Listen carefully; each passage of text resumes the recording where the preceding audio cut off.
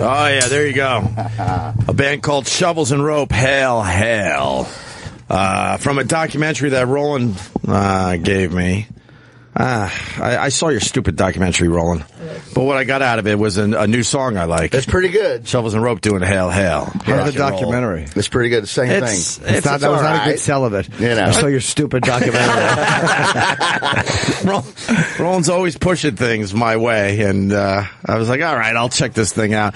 The only reason I checked it out was because one of you, it might have been Vic. I said I liked it, yeah. Because Vic was in here recently, said, I saw that Shovels and Rope documentary, and then I think you said it's only 84... Right, no, it was only like an hour and 11 minutes. Hour and 11 minutes, you told me. That's exactly what you said. I go, I could do an hour and 11 minutes.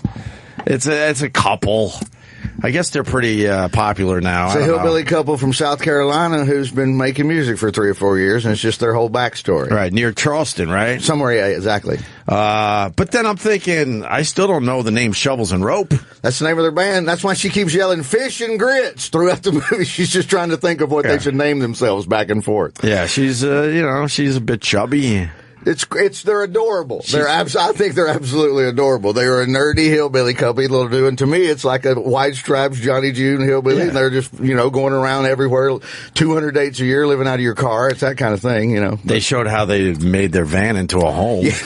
Their old van into a home. So I saw your stupid documentary. I'm very happy they're successful, but... Are they successful? Yeah, they've won some awards here and there, and they got signed by a record label, and they show them with a brand new van so they could get rid of their piece of shit van where they actually built their bed in the back. Yep. And then they could slide their equipment under the bed, and that's how they were traveling around the country. He was in there with a jigsaw and some duct tape. Yeah, right. He was in there doing his whole thing. They're very talented. They were at the Beacon. He saw the Rolling saw him at the Beacon. Really? Yeah, they were. They're very good. I actually would go see them. But he said Jason Isbell was closing the show, and they were out-rocked him. He's a little slower and more mellow, and he said when she starts beating on that drum and they're out there, he said the whole place was rocking, and it's only a drum and a guitar. No, she'll play the drums, the keyboards, and a harmonica while he plays the guitar, and then they switch.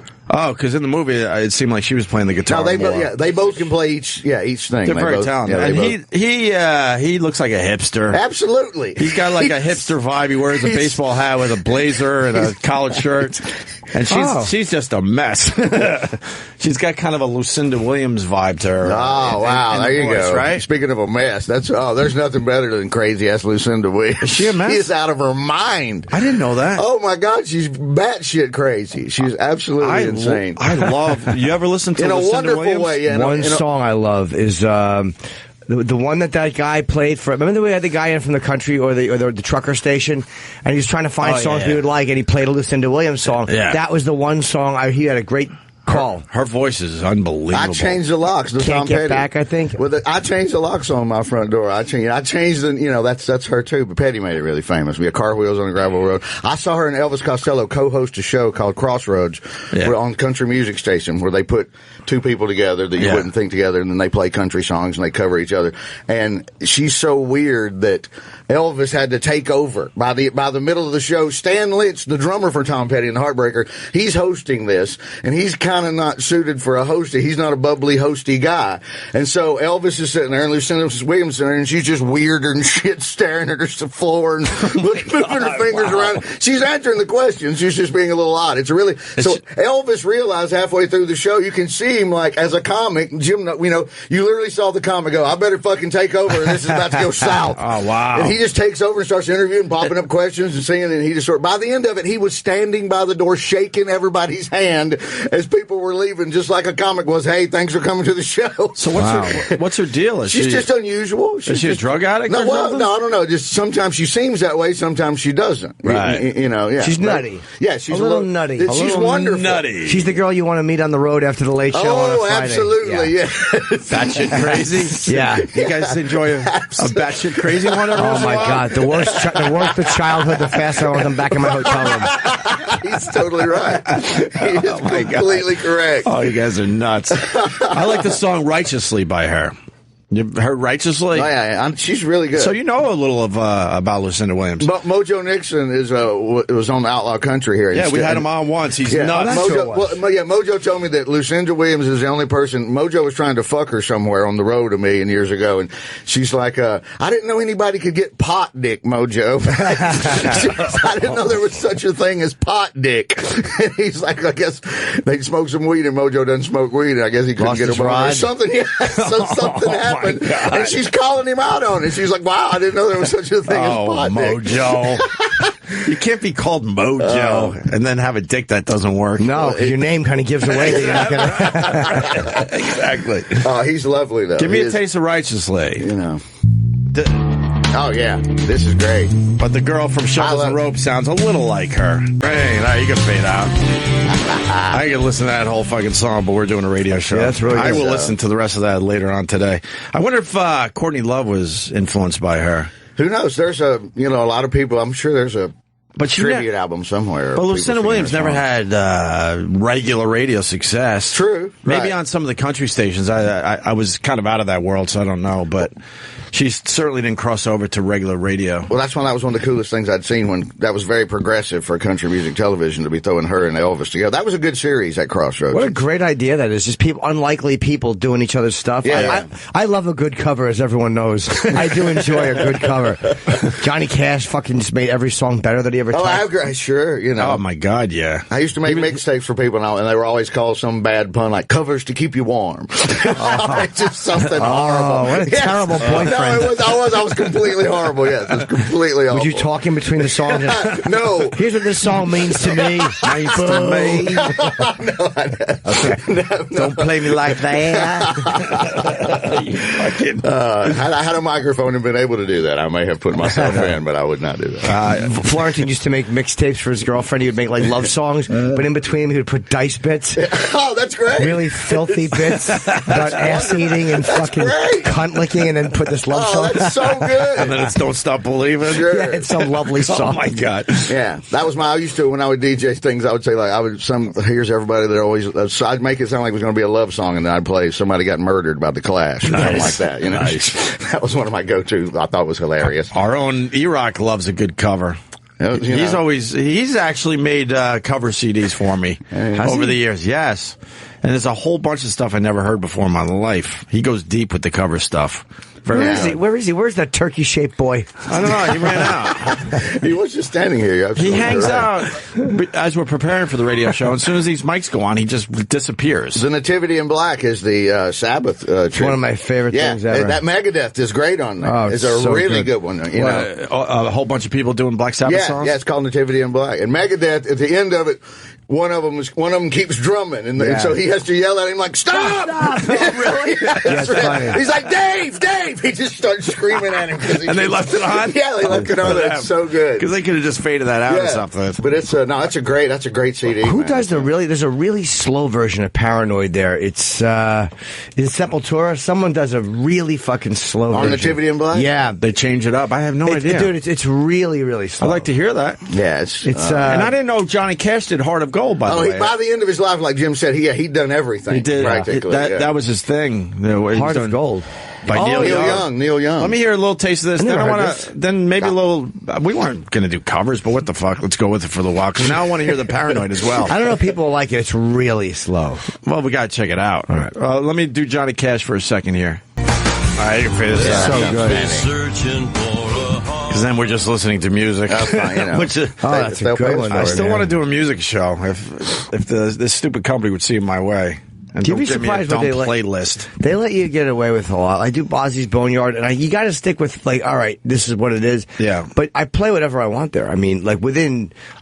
You know, like I played a Johnny Cash song once in a while on the anniversary of his death, or, you know, very rarely. Yeah. But if you keep it within the genre, they're fine. Well, they play whatever you want. They literally handed me a playlist and said, as long as the song is on this playlist, you can do a music show. I'm like, no, thank you. Now, Tepper. Because I want to go from a whole bunch of different genres. Because no one does that. And supposedly in England, that's what they do. They just throw it all together and the kids and completely accept it. When I was working on Outlaw Country here, I could play anything I want. I brought all my music from home, and Tepper, my boss here, told me you play anything anything you want. We don't care. Anything falls under the umbrella of outlaw country. I played Chappelle and John Mayer. It was an outtake from the Chappelle show, and they were singing the Dukes of Hazzard thing. Oh, wow. So that'd be cool. And Chappelle knew it. He knew the words, and it was like at the end of the show, and the credits rolling, and he's singing it, and John Mayer jumps in behind him and starts playing it. But that's what, Tabor always told me. Anything falls under outlaw country, and you can put anything in the system and play it. Is outlaw country still around? It's still on. Oh, yeah, absolutely. Because I went through a phase where I was listening to that channel every day, and then one day I just stopped listening. I don't even know why, because I was enjoying it. It's Little Steven's channel. When they first opened this company, they gave Little Steven 4 or 5 channels. He's got the garage. It came from there, though. Underground Garage. It's a great channel. Really good channel. That one I still check out. But. Yeah. But Outlaw Country is under his umbrella. They gave him like 5 channels. You know what? I got to go listen to Outlaw Country again, because I really did enjoy it. It's really good. You find Paranoid before we can move on to other things? Is it who did the cover? Typo Negative. It has to be Typo Negative. Typo Negative. Because Typo Negative knows how to slow down a fucking song. Do they do that usually? Because I was such a slow version. Well, I don't know. I don't know a lot about Typo Negative, but I do know they could drag it out a little bit. Oh boy, do they? Let me hear a little bit of this. It's 7 minutes long. Yeah, it's. I'm gonna have to check it out. Yeah, you can fade out of that. But there's a lot of great stuff. I like a good cover. And then everybody's been requesting, but we played it already on the show. Was Disturbed doing Sound of Silence, which just came out. Yeah, only a few months ago. Could we give the people a little taste of that? Sure. We went down this little rabbit hole, but Disturbed knows how to do a good cover. They did a great version of Land of Confusion, which we should play in honor of Nancy Reagan dying. You know the tie-in, right? Okay, good. No, that's why. Wait, hold on. Did she have dementia? I don't know. The original Land of Confusion video had a whole Reagan puppet thing going on. Oh, did it? Oh. It was the British puppet people. Yeah, I forgot what they called it. Spitting image. Spitting image. Nice pull. Yeah. The Stangle showed up. There you go. We've been here for 40 minutes. Yeah. Hello. Lydia and Squiggy. Where is this thing? Wow, this has 20 million views already. All right. Wow. I love how that song just builds. Yeah. That is a great song. It certainly is. And that's got now, let's say, 228,411 likes. Almost 8,000 dislikes. There's some Simon & Garfunkel people. You said it wrong again. 8,000 assholes. Well, yeah, I would out of say the 8,000 assholes, there's probably a good solid 500 that legitimately don't like it. Just don't like the song, But the rest are just trying to be assholes. This might be some hardcore Simon & Garfunkel, though, that might go, we don't go for this jazz. We don't like this heavy metal version. We like the old school. Their audience is too old to be on YouTube disliking a video. Well, that's what they probably thought they were liking it. Which goes to my point, they're just assholes out there. They're on MySpace. Yeah. They're on MySpace. Elvis Presley doing Bridge Over Troubled Water. Yeah. Hold on, Cigars and Scotch. One of the old timers. You're an old timer now, Cigars and Scotch. Oh yeah.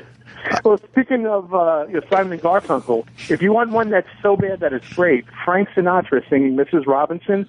It sounds like a Joe Piscopo Saturday Night Live bit. Oh, no. I don't know if we've ever heard this before. I have. Yeah, I think I've heard this. Yeah. Oh, I'm going to be turned on to something new today. I would bet money I never heard this.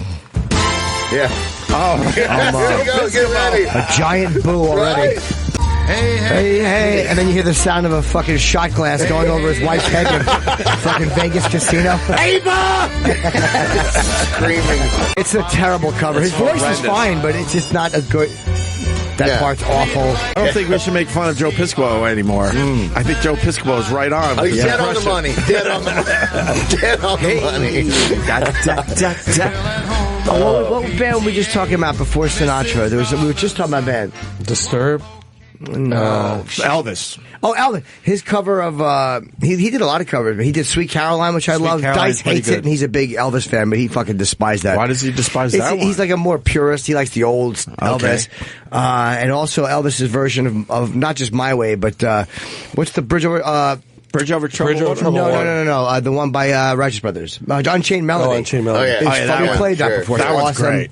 He's all fat. He's fucking... Fat Elvis. Yeah. I think he shot that 6 minutes before he died. And he just walked off. Well, Bono doing Wiseman's Falling in Love with You is great. You ever heard that one? That's a really good one. No, it's very good. It's always great. It's really good. It's from Honeymoon in Vegas soundtrack and somewhere else too. Bono was always singing that one. Yeah. Let me Prince coming on at the end of the Rock and Roll Hall of Fame, playing When My Guitar Gently Weeps, the George Harrison, whatever, because they're all on stage. It's one of those rock where they all come on at the end, they're jamming, and they're already everybody great guitarists are on stage, a million of them killing it. All of a sudden, Prince walks out at the end and just fucking takes over. Does he sing? No, he's just playing the guitar solo that Clapton plays in the song. I need a moment. I hate the All-Star Jam. Yeah, you don't like it. I hate. Typically, it stinks. The All-Star Jam. It can be good and bad. It stinks. Give me one that was good. The one I'm talking about is good. The one that's fair enough. You did give me one. It's from around 2000, I think, but it's a really good. And ladies and gentlemen, time for the All-Star Jam.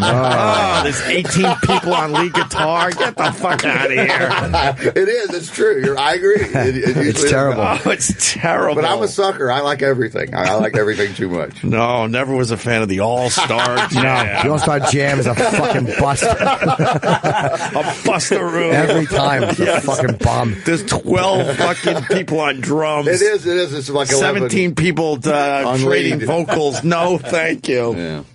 Yeah, I don't like it either. And they're all in a row with their guitars. Yuck. All right. Check out Bobo Flex covering Sound of Silence. Pat Boone did a metal album. Stained covering Comfortably Numb. Lucinda Williams reads her lyrics out of a book. Those are some of the calls coming in. I think we're going to try to move on from covers. I'm a big Comfortably Numb fan. See, I really like that. I love it. Comfortably Numb? Oh, you like it? Love it. It's one of my favorite songs of all time. The Floyd? Yeah. Who's covering it? I don't know. In general, I just love the it's song. a great song. I thought you didn't like Pink Floyd. No, it's E-Rock. E-Rock doesn't like Pink Floyd. He gets so annoyed at money and all that. You don't like him either, Travis? No, they're terrible. Oh, fucking terrible. Crab Dogs. Wish You Were Here. Wish You Were Here is an amazing album. No, never got into Pink Floyd. You don't like. I can see if you don't like Money or you don't like The Wall because you're sick of it, but you don't like Comfortably Numb. Oh, I love Comfortably Numb. I love Wish You Were Here. I wasn't a huge Pink Floyd fan in general, but I respected what they were able to accomplish. They were brilliant guys. Some of their songs just felt too dark for me. It's dark. Some of that shit would creep me out. It is dark. But the hits I liked. I liked Wish You Were Here. I liked Welcome to the Machine. Run Like Hell is fucking really good with the helicopters and everything. I like Run Like Hell. It's absolutely. I'm a Pink Floyd hack though. Like I'm not like a hardcore fan. I pretty much like the hits too. I like the bigger songs and maybe a couple that weren't as big. But I'm not gonna. I can't quote you the fucking B-side of Dark Side of the Moon. You're right. Comfortably Numb that's everybody's favorite. I mean, it's just a brilliant fucking song. I like the Moaning song. Yeah. The Wish You Were Here, I'm telling you, is one of my favorites. What was the Moaning song with the girl? Yeah. That's Wish You Were Here. She's got a vibrator in the box.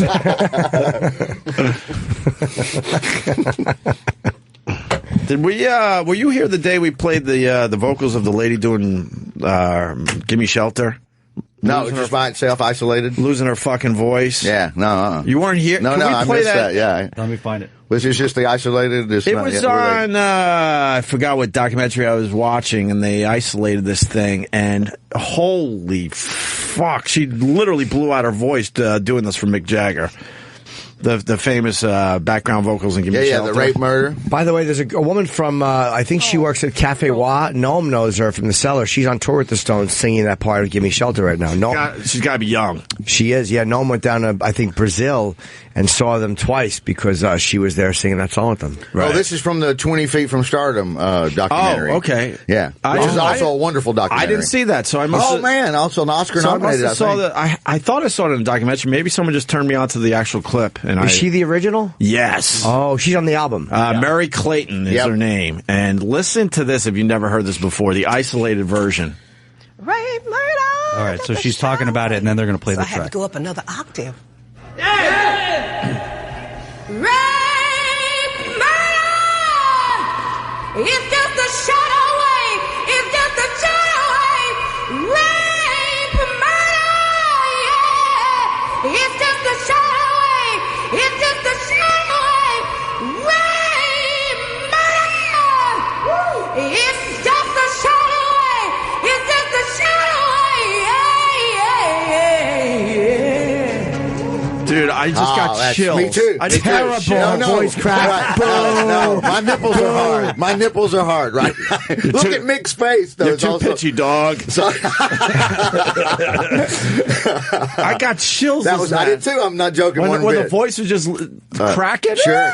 Now she cracked. That's not the isolated from the album. Yeah, it is. Yeah. They kept all that they in, left man. it all in. And you see Mick Jagger just smiling Just right grinning on. like the fucking cat. They like the crack. Yeah, they Oh, loved fuck it. yeah. Look No, at it. that's the original. That's not I didn't know. a take they didn't use. Yeah, listen for it next time you hear Give Me Shelter. You'll hear that cracking of the voice, but it works. Well, that's a hard one to do, I think. Oh, fuck yeah. That's a fucking hard one to do. That's also an excellent documentary. So 20 minutes from stardom, 20 feet from stardom is saying that she was with the Stones? It's all about backup singers. It's all about classic. Man. That's why they're 20 feet from stardom. It's always about the back. It's But all... you didn't know that was Mary Clayton until right now, not right? at all. I always got her last name wrong around the holidays. Darlene Love. Darlene Love's predominantly in it a lot. Ronnie Spector, they talked to her. I think Ronnie Spector's in it a little bit. But no, it's a great one. It is absolutely. It didn't win, but I think it was nominated. And they 20 feet from stardom because they never really had any name recognition. Right, exactly. Ronnie Spector kind of got famous, though, and I love her now. Whenever Eddie Money's song, what's the song that she's in? Just like Ronnie said, be my little I baby. love that now. Yeah. Be my, and then she belts it out. It's too bad Eddie Money told that story now. I love that song again. I'm like, fuck. She will walk on stage. There's a gig up in Connecticut, and she lives nearby, and she's notorious. I've played there, and there's just it's called Bridge Street Live. It's like a 150 seater or so, and she lives nearby, and she'll walk on stage and sing it for you. Paul Mercurio was on stage somewhere, and he found out she was in the back, and he's like, "Is it true that Ronnie Spector's in the back?" And she's like, "Yes, it is," and walked right on stage, and he handed her the microphone, and she acapella'd a little bit of "Be My Little Baby." That's very cool. Yeah, and that was really it. That's awesome and sad at the same time. It was because of Mercurio. He's got a nice career going for himself. He's fine. Somewhere. Just that you would. I have no problems with Paul Mercurio. I Might have blew up our show back in the day. I'm over it. I saw him last night. Oh, come over here. Let's hug it out. 2.5 years because of you. You son of a bitch. Just that you would go on stage and sing a cappella, and that's really great. And it's also sad that you would, because a lot of singers are like, no, thank you. But she's you're like, I'd love to. Yeah. I'll be happy to. Yeah, she's very, it's almost a little too anxious. So yeah. I guess that's how we start today. I didn't expect to do that. All off the Shovels and Rope documentary that Rowan gave me. It was good. It's music for 30 minutes. There's nothing wrong with that. It was all right. Wow, I went and saw Jim Norton this weekend. Speaking of covers, I did everyone's act. So you killed. Yeah, it was good. Finally. Finally, for a change, you actually got some laughs. I got to hear Jim Norton's newest hour. I see Jim Norton about once or twice a year. Yeah. I let him develop his stuff, and then I just go out there all nice when it's all polished, and holy fuck is Jim Norton's hour great. Thank you, man. It is great. Thank you. And I've seen probably 18 of your hours at this point. Yeah, you've seen everything. Because you do a new hour every year. This fucking hour is great. Thank you. I don't doubt Caitlyn it. Jenner. Can I say topics or how? Yes. The Caitlyn Jenner stuff. Well, I don't know how. No, I don't want to give away punchlines or anything. That's fine. Talking about high school teachers having sex with that student, the threesome. It's just great. Thanks, man. It was really, really funny, and people were just loving it. Yeah, I was happy with the. It's just the order I'm trying to fix now. It's like you go through these things, and you don't want it to feel automatic. So you just once in a while, that was the order you saw. I just totally dropped stuff and flipped it, and put it after. No, I know you were talking about it in the green room. And I'm like, I go open with your best joke and finish with your best bit, Jim. That's good advice. That's my advice today, and I'll see you later. I've told lots of people open with your closer. Open with your closer for a change, just to see what fucking happens. I've tried that. But the closer's a long bit, and I'm like, I just enjoy it too much, and I don't want to do anything after it. That makes sense. I just like it too much. Yeah, I agree. Oh, the mom stuff. Oh yeah. Wow. I don't want to say too much because there's some punchlines in there. I was embarrassed when my parents came to see me recently because I know there's certain lines in there. I changed a couple when they were there. That's interesting because my mom used to listen to the show all the fucking time, and my dad when he was alive. And I was never embarrassed when I went and saw him. And they were like, "Oh, I heard such and such today." Maybe because it goes through the radio, and you don't like with you. They're in the audience, so they're staring at you somewhere. My aunts were there, right, at the Red Bank show. Which thank you for coming coming out, everybody. This weekend was fucking amazing. Long Island was amazing. Red Bank, Montclair, we watched the UFC fight. It was just such an awesome weekend. And in Red Bank, my parents came and a lot of my aunts, my Aunt Gail, my Aunt Donna, my Aunt Kerry and her husband. And so I got all these family. And when you're mentioning people, it's not just a name. It's like they know Gail and Jim, my parents, and they're there. Yeah. And my parents don't give a shit. They're really pretty open. They know I'm a fucking weirdo.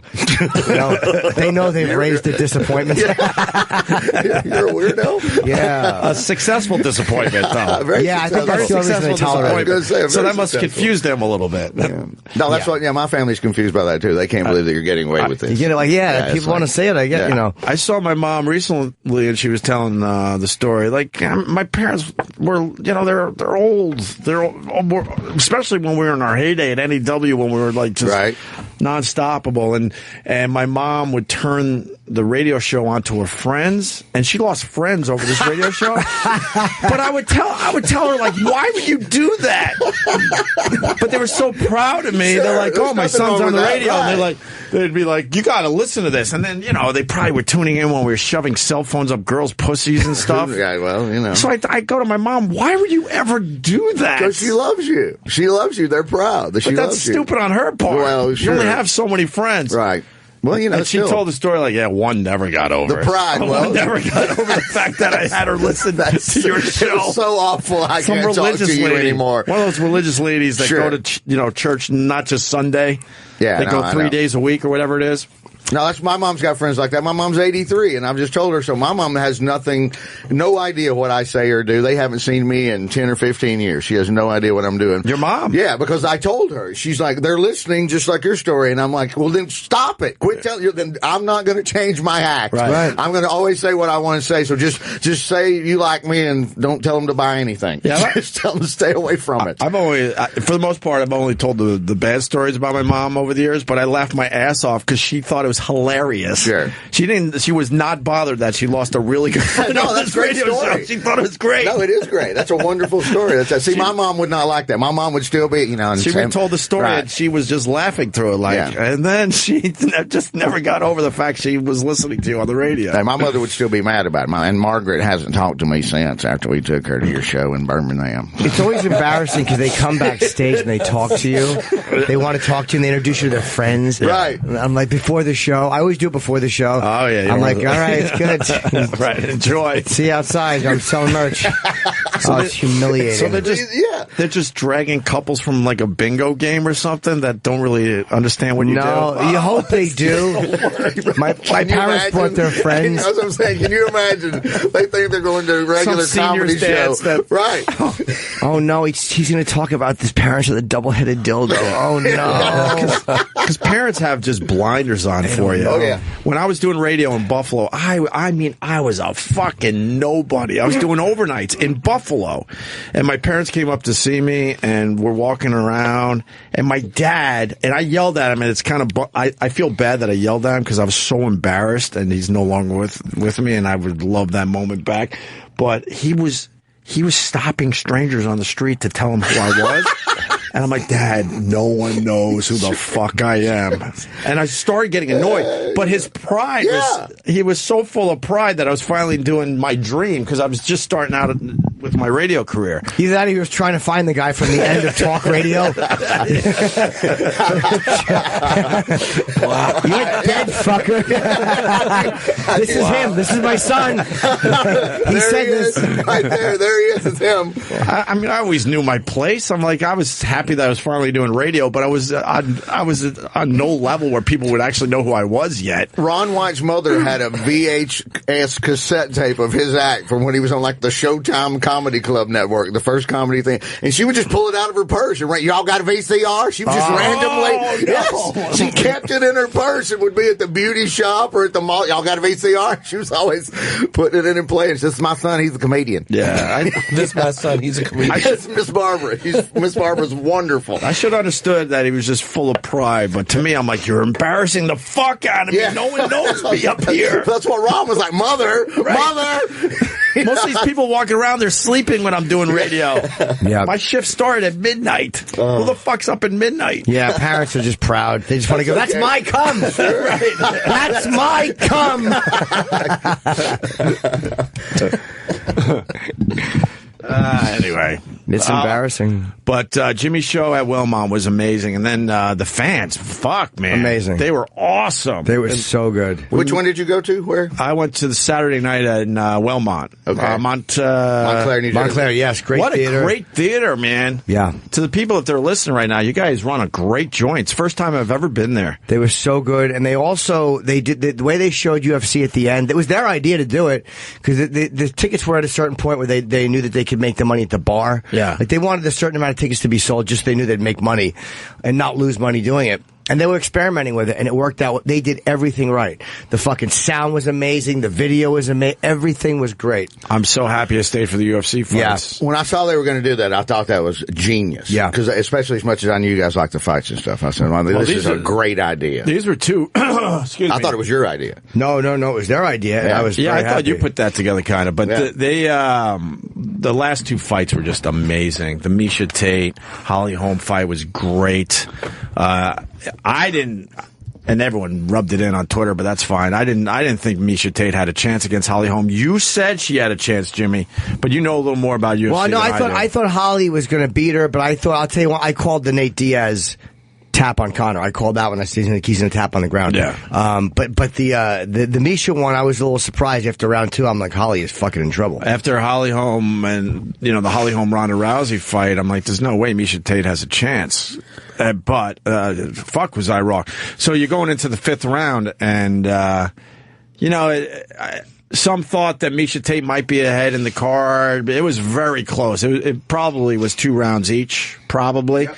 So, everyone knew that Misha Tate had to do something special in the 5th round because you're not going to give the belt to someone in a split decision. Yeah, like you'll that. knock the champ out to get the title thing. Unless it's a 5-round fight and you're just dominant through most of those rounds. But it was too close. So if it's too close, they're always going to give it to the champ. I thought Holly was winning the 5th round too. So she had probably a slight lead.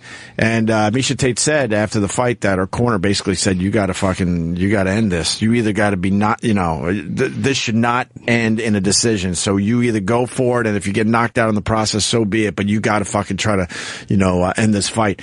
And man, did she end that fucking fight? That was amazing. No, I was fascinated when y'all were telling me this earlier today. And the fact she said all along that she wanted to ruin the rematch. Misha did. That's the one thing I read about it. Was she was on record going, I'm trying to figure out what Dana's going to do now. Do you have Holly Holm and Ronda fight again? No, it's always a belt with Ronda. What will happen is that, this is my guess, Ronda's first fight back when she's ready will be a Misha Tate Ronda Rousey fight. Because first of all, it was going to be hard for Dana to sell another Misha Ronda fight. They've already done 2. Right. Ronda won both. Right. So now you can sell a third Tate because she's got the title. Because she's got the belt. So let's just say they fight, and let's just say, look, Misha could beat her. Let's say Ronda wins. For the sake of argument, let's say Ronda wins. Then you have a Holly rematch that means something. Mm-hmm. Like right now, with neither one of them having the belt, believe me, this is a great thing for the UFC. Honestly, yeah, because whatever he decides is going to be a fight people are going to want to see. Misha Tate's gotten better, huh? She seemed like a better fighter. She was her style matched up really well against somebody who does not wrestle as much, who does more stand-up and is a counterpuncher, and Rogan kept saying that, but Ronda came at fucking Holly, and Holly picked her apart, but Misha didn't do it, and it was harder for her to figure out. It's like Anderson Silva fights like that. When Holly Holm entered the octagon or the cage, whatever, me and Jimmy looked at each other, and I went, "Oh boy, Misha's in trouble." Yeah. Just how Holly Holm comes in, just how she came in, I'm like, "Oh fuck." Misha looked scared, but that could have just been her intense face. Like I don't know what you're supposed to look like when you fight, so I thought she looked really frightened. But again, it didn't show in her fighting. Yeah. So that last part, we had the last part. You want to see the last part? That last part was pretty intense. All right, this is for Vic. Yeah, I haven't seen that. It's only like a minute and 5. A minute. About 2 minutes away from going the distance for the first time in a championship. There it is. Holly's trying to get right back up. She needs to. Misha hanging on. Holly walking over towards the cage. Oh, this is a dogfight. Misha's got her back. Holly stands up. She's got to be careful.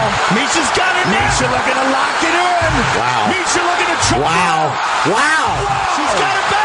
Still has it. She's tapping. Yeah, that was, oh, wow. Man. Yeah, that was like a twitch. That was some sort of muscle reaction, instinctive twitch. I was happy for her. Yeah, she's so nice. She's come on the show a bunch. That's awesome. That was fucking crazy good. But Holly Holm tried to like flip her to shake her off her. And Misha said in the post fight, I wasn't going to let go of that chokehold no matter what. And then when the flip over didn't work, then Holly Holm was in deep trouble. You're finished. Deep fucking trouble. Yeah, that was great. And she didn't tap. No, hell no. They just saw her little arms flailing. They didn't know what she was doing. Yeah, no, she was gone by then. They said she was actually out for a couple seconds. That's what it looks like. Yeah, and she was just like she was punching like very like lightly to the side. Less than 2 minutes left in the fight, and she needed to do that. Look how tight she's squeezing her. Look how tight. That's Misha. She's right. You can tell Misha's not. She's like, I'm not letting go. For anything. But that fucking. She's got her leg wrapped her. Oh God, is that hot? That's it's crazy good. I'd be happy to be either one of them.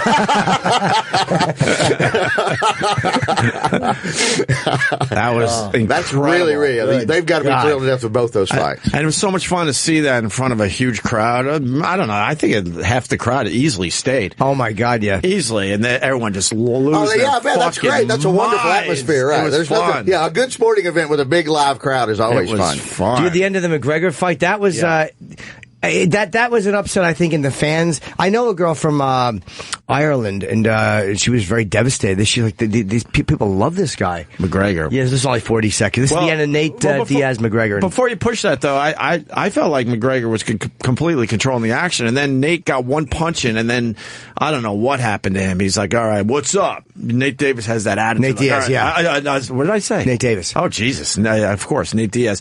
He has that attitude. He hit him with one punch, and then the whole momentum changed, and then it was his fight from that point on. Yeah, right? He was doing well in the second round. McGregor's so fast, and he hits really fucking hard. He's very good, but he went up 170, which was like I think a 2 weight class jump from one. Was that much? He was supposed to go up 1 weight class, I think, to fight Dos Anjos. Then he got hurt, so I think just to have a fight, he kept going up to fight at 170. So McGregor, you can't say this is a. Come on, he went way up in fucking weight. He's not used to fighting guys this heavy. But man, he was doing well. He was doing really well. But I think extra weight, I'm guessing that extra weight might take a little bit off your, then again, who knows? What do I know? Rogan may tell me, no, you're stupid. He fights at that weight anywhere close to it. Who knows? How sad is it that that's him gaining weight and he looked ripped? I wish I could gain weight like that. Yeah, when I gain weight, it's like De Niro in Raging Bull. Yeah, my tits and belly. I'm like a fucking pregnant ape.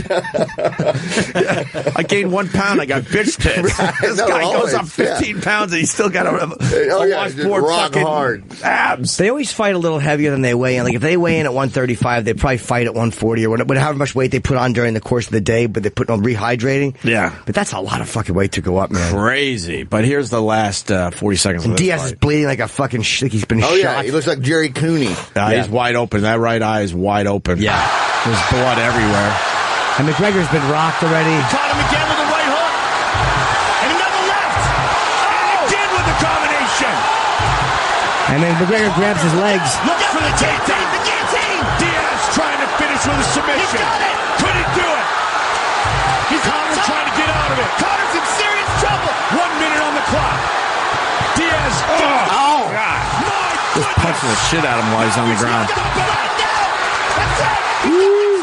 That is it. Man. I love Nate Diaz. But then he just he gives the what's up? Puts his arms up and flexing. The line he said, I think Rogan Do we tweeted, have it? Yeah. Yeah, this is the best line after a fucking... Well, we didn't get to hear this. Remember the audio went out? No, but they put it back on. They did put it back on. But I didn't hear this first part. I had to hear this when I got home. Clash by both men. Listen to this, Vic. Nate Diaz, listen to this. You just shook up the world. How's that feel? Hey, I'm not surprised, motherfuckers.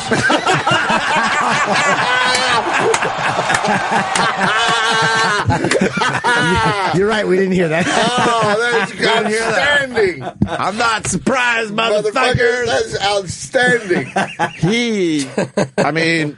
McGregor's a showboater at times, but he backs it up. Yeah. He's one of those guys that backs it up. You have to say that. Sure. But someone like Nate Diaz, he's not fazed by any of that shit. No, because he's a shit talker. Nate Diaz is a shit talker. He's like, I know this game. You want to play? Let's play. Fine. Let's fucking play. Yeah, he's he's a big talker too, man. He's not a humble, quiet like. Well, we'll both do our best. I'm not surprised, motherfuckers. Can I hear that again? Joe was loving it. Yeah, that is wonderful. Joe's loving it. That is an amazing quote. You can see Rogan. Yeah, the look on Rogan's face. You just shook up the world. How's that feel? Hey, I'm not surprised, motherfuckers.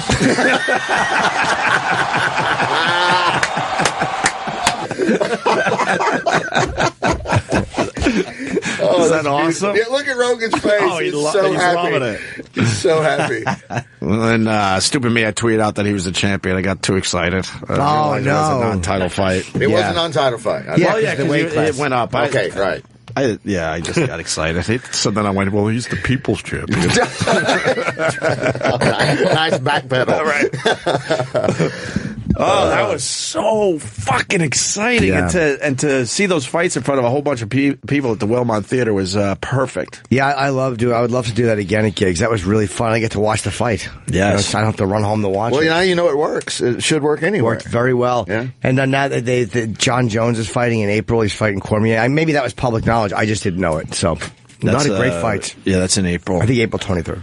Man, I don't get every UFC pay-per-view, but that one was a good one. There's one more thing that after declining to say when asked at the post-fight news conference what plans were for Tate, Misha Tate, of course, UFC President Dana White went on SportsCenter following Tate's victory over Holly Holm in the co-main event on Saturday's UFC 196 and assured that Rousey Tate 3 would be the new champion's first order of business. Oh, I didn't actually see that. Okay, that makes sense. Wow. So when is that?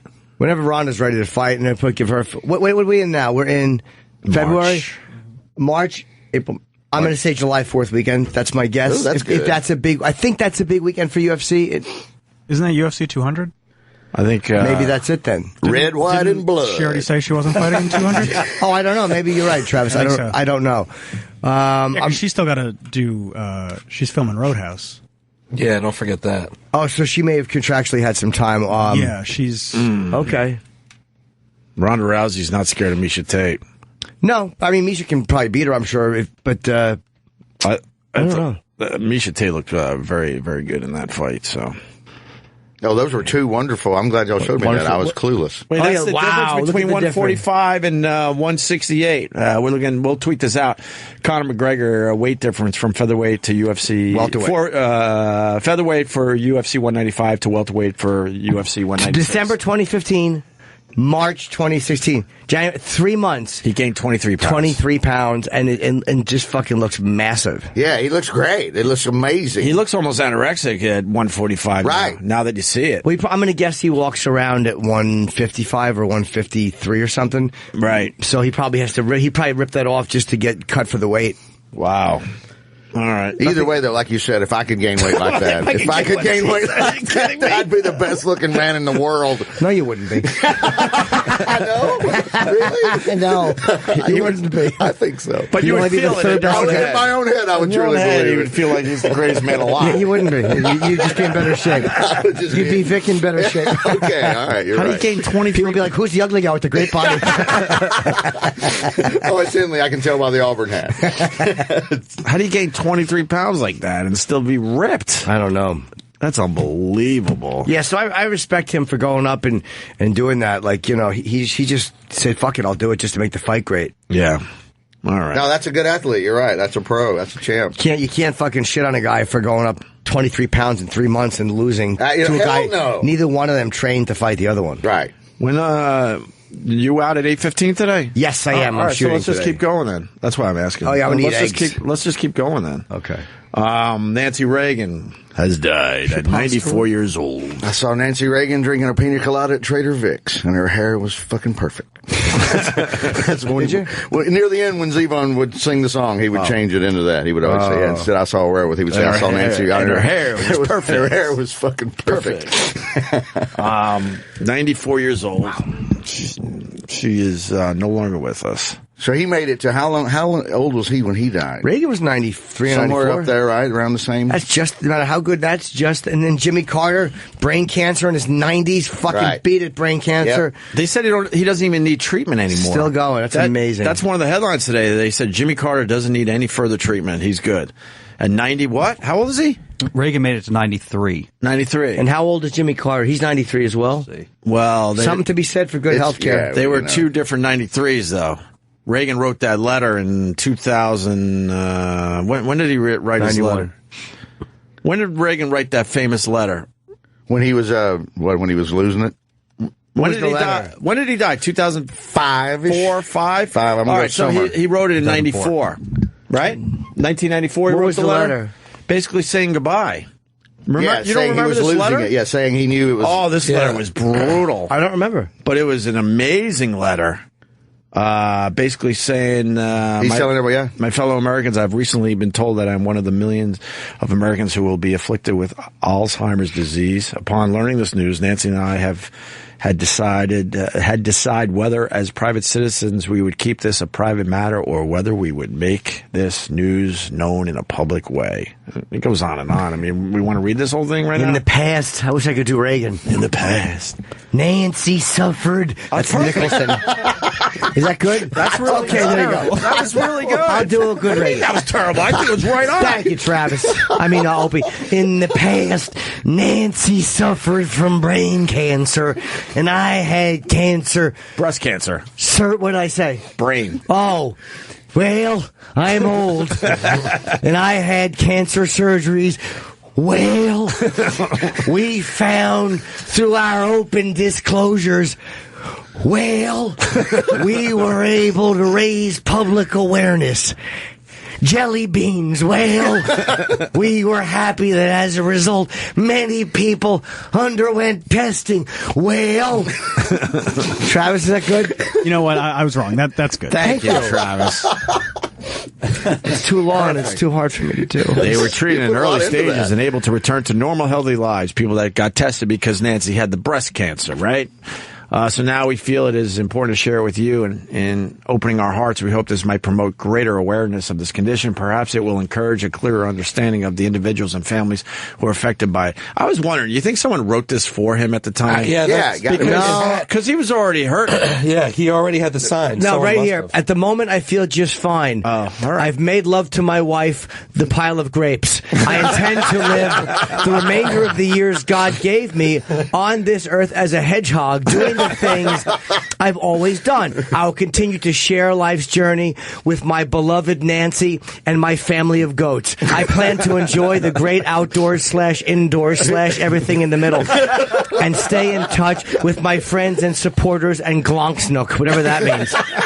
Unfortunately, as Alzheimer's disease progresses, the family often bears, and he puts in parentheses, not the animal, a heavy burden, and then he puts not a fat person in parentheses. I only wish there were some Jews. See, that's right there. I could spare Nancy from this painful experience. I've just blackened that bitch's eye. When the time comes, I am confident that with your help and Nancy's tits, she will face it with faith and courage and a gunshot wound to my chest. In closing, let me thank you, the Russian people, for giving me the great honor of allowing me to serve as your waiter. When the Lord calls me on the phone, whenever that may be, I will leave with the greatest love for my cunt of ours and eternal optimism for its future. I now begin the journey that will lead me into blithering nothingness. I know that for America there will always be bright dawn ahead. Thank you, whoever you are. May someone up there whose name I forget bless you. Sincerely, whoever wrote this. Wow. I told you it was a special letter. Yeah, it was falling apart at the end there. I told you. Very special. You were right. That was moving. Man. That was outstanding. I can't believe you've never seen that. Yeah, I can't believe it either. I don't know what happened. And then Nancy was by his side for 10 years after that letter was written. Yeah, she was a very, very loyal, years. And good wife. It got to the point where he didn't recognize, they would see old footage of him on Air Force One, and he would act actually ask, who is that? Oh, man. And then there was a time that he was in a park with her, and he couldn't figure out why, like, Secret Service was around. He's like, who are those people? What are they doing? It was bad, but she never left his side. They're protecting you, Ronnie. Oh, that must have been so depressing. Yeah. They're your friends. That's got to be sad. Yeah, that is the worst thing in the world. But she never gave up, and she would lay in bed with him, just holding his hand. They're a good-looking couple. Day after Good-looking day. couple. They were in love, man. Yeah, I mean, they were love. They were around for a long time. And then he finally died in 2004. You said 2005, somewhere around there. 2004. 2004. Just say no, though, may be one of the stupidest things. But wasn't that a response to a kid? Like, a kid asked her, what do we do? Just say no. It is stupid in a way, but it really is the most basic thing. Like, when it all comes down to it, you do just have to say no. When a kid says, what do I do? And you need a good slogan. People enjoy it. Yeah, they beat her up for that. Make America great again. I mean, you know. But it's working. I'm not a slogan guy. Yeah. Never been a slogan guy? Not really. I like Mouthful of Shame. Thank you very much. That's not really a slogan, but I mean, I like things like that. It's an unfortunate reality. So I was going to say it's a choice. It's a personal choice. But, but I'm not a slogan. From the government, I'm not a slogan. The Just Say No thing I learned recently was stupid because as she's saying just say no, Ronald Reagan was making it easier to get drug commercials on TV. Yeah. He opened the floodgates for that whole thing. Yeah. People argue now, fast forward a whole bunch of years, that might not have been the best thing to do. But it was great for the pharmaceutical industry. Oh, absolutely. Which certainly helped the economy. Thank you, Pfizer and Merck. Right. But that's a weird thing. As she's trying to tell people not to do drugs, and the pharmaceuticals companies were getting their drug ads on TV.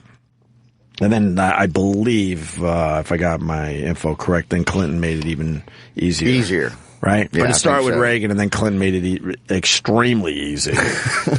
Well, people writing in, that was not actually Ronald Reagan's voice. People keep asking me if that was Reagan's voice. What? That was Reagan's voice. That's pretty impressive. I know. I mean, it's so very impressive. Jimmy did 20 minutes as Reagan on stage the other night. Really? I open and close with it. I walk him out.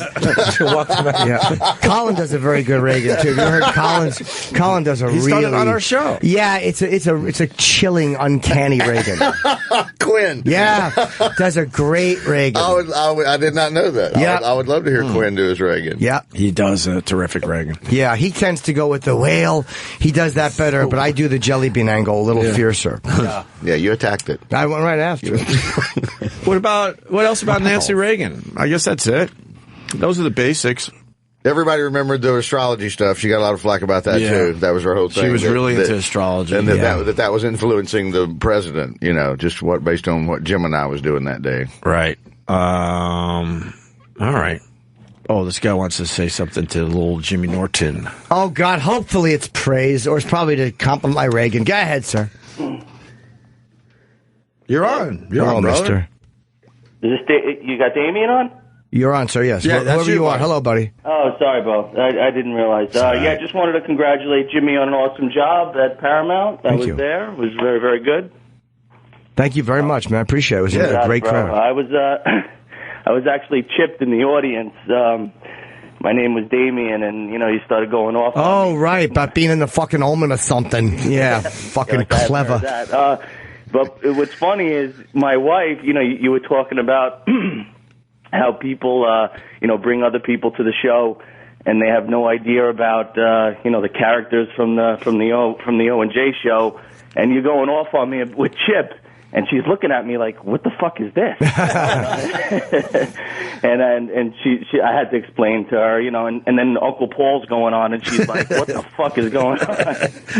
So it was interesting, but yeah, and I ate at F.H. Riley's before the show, me and my wife. So awesome! Thank you for supporting FH. Absolutely, yeah. Place is nice. It was packed. I was assuming because of the show, but no, man. I got to say, my brother, is very thankful that I was able to push his restaurant in the early days. Because when a restaurant pops up, no one they'll go for the first few weeks because it's new in town. But then after a while, you really got to know what the fuck you're doing, and the fans really pushed and made that place definitely successful. But at this point, he's just killing it. Well, that's great, man. He's just it's unbelievable. That's so good. It's kind I'm of proud of buried him. in between a couple of like larger places, so yeah, I know. It's very easy to walk past. So we went there, and I went there just knowing it was there. So that was I've been lived in Long Island my whole life. I've never eaten there, so the one you could really hook up a steak, man. I had the special. It was good. The one joint really wants him out of there bad. They're trying to buy him out. Oh, no kidding. Yeah, they want to knock the wall down, and my brother's like, "Go fuck yourself." No shit.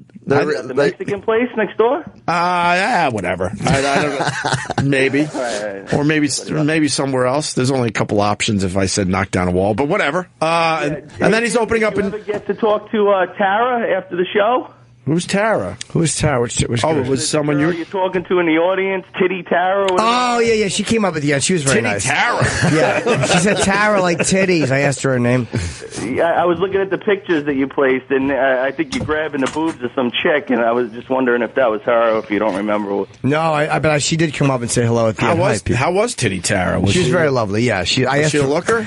Yeah, she was cute. I asked for names, and what was your name? And she said Tara like titties. Yeah. And we had a lovely little banter after that. Ooh, very nice. Yeah, that's always a good way to introduce yourself. Soda. That was awesome. Jim, thanks for taking the pictures, man, and putting them up for everybody at no charge on the website. Of course. Yeah, thanks for coming. I was glad I finally saw Jimmy, like I said, at Wellmont. You went to Paramount, and go to JimNorton.com for all his tour dates. This hour is fucking great. Thank you, man. I got hour. Indianapolis this Friday or Thursday, and Cleveland has been sold out, so I think Indianapolis is within driving distance, so maybe you can go there and see me if you're in Cleveland. At the Roxino. I was in the Roxino in December. What's the Roxino? That's where you're playing. Oh. You're at the Hard Rock. It's called the Roxino. I see another sold out on the old website. That's kind of cool to see. And then Grand Rapids at Laugh Fest. It's a festival show. Great. And I think we're going to try to do it. Oh, go ahead. Like I said, man, we'll always support you, man. Good luck with everything. Thank you, mister. I'm going to eat some eggs. I'm hungry, and I have to go fucking shooting. Hi, Pete Davidson. All right. Hey, everybody. Pete's been...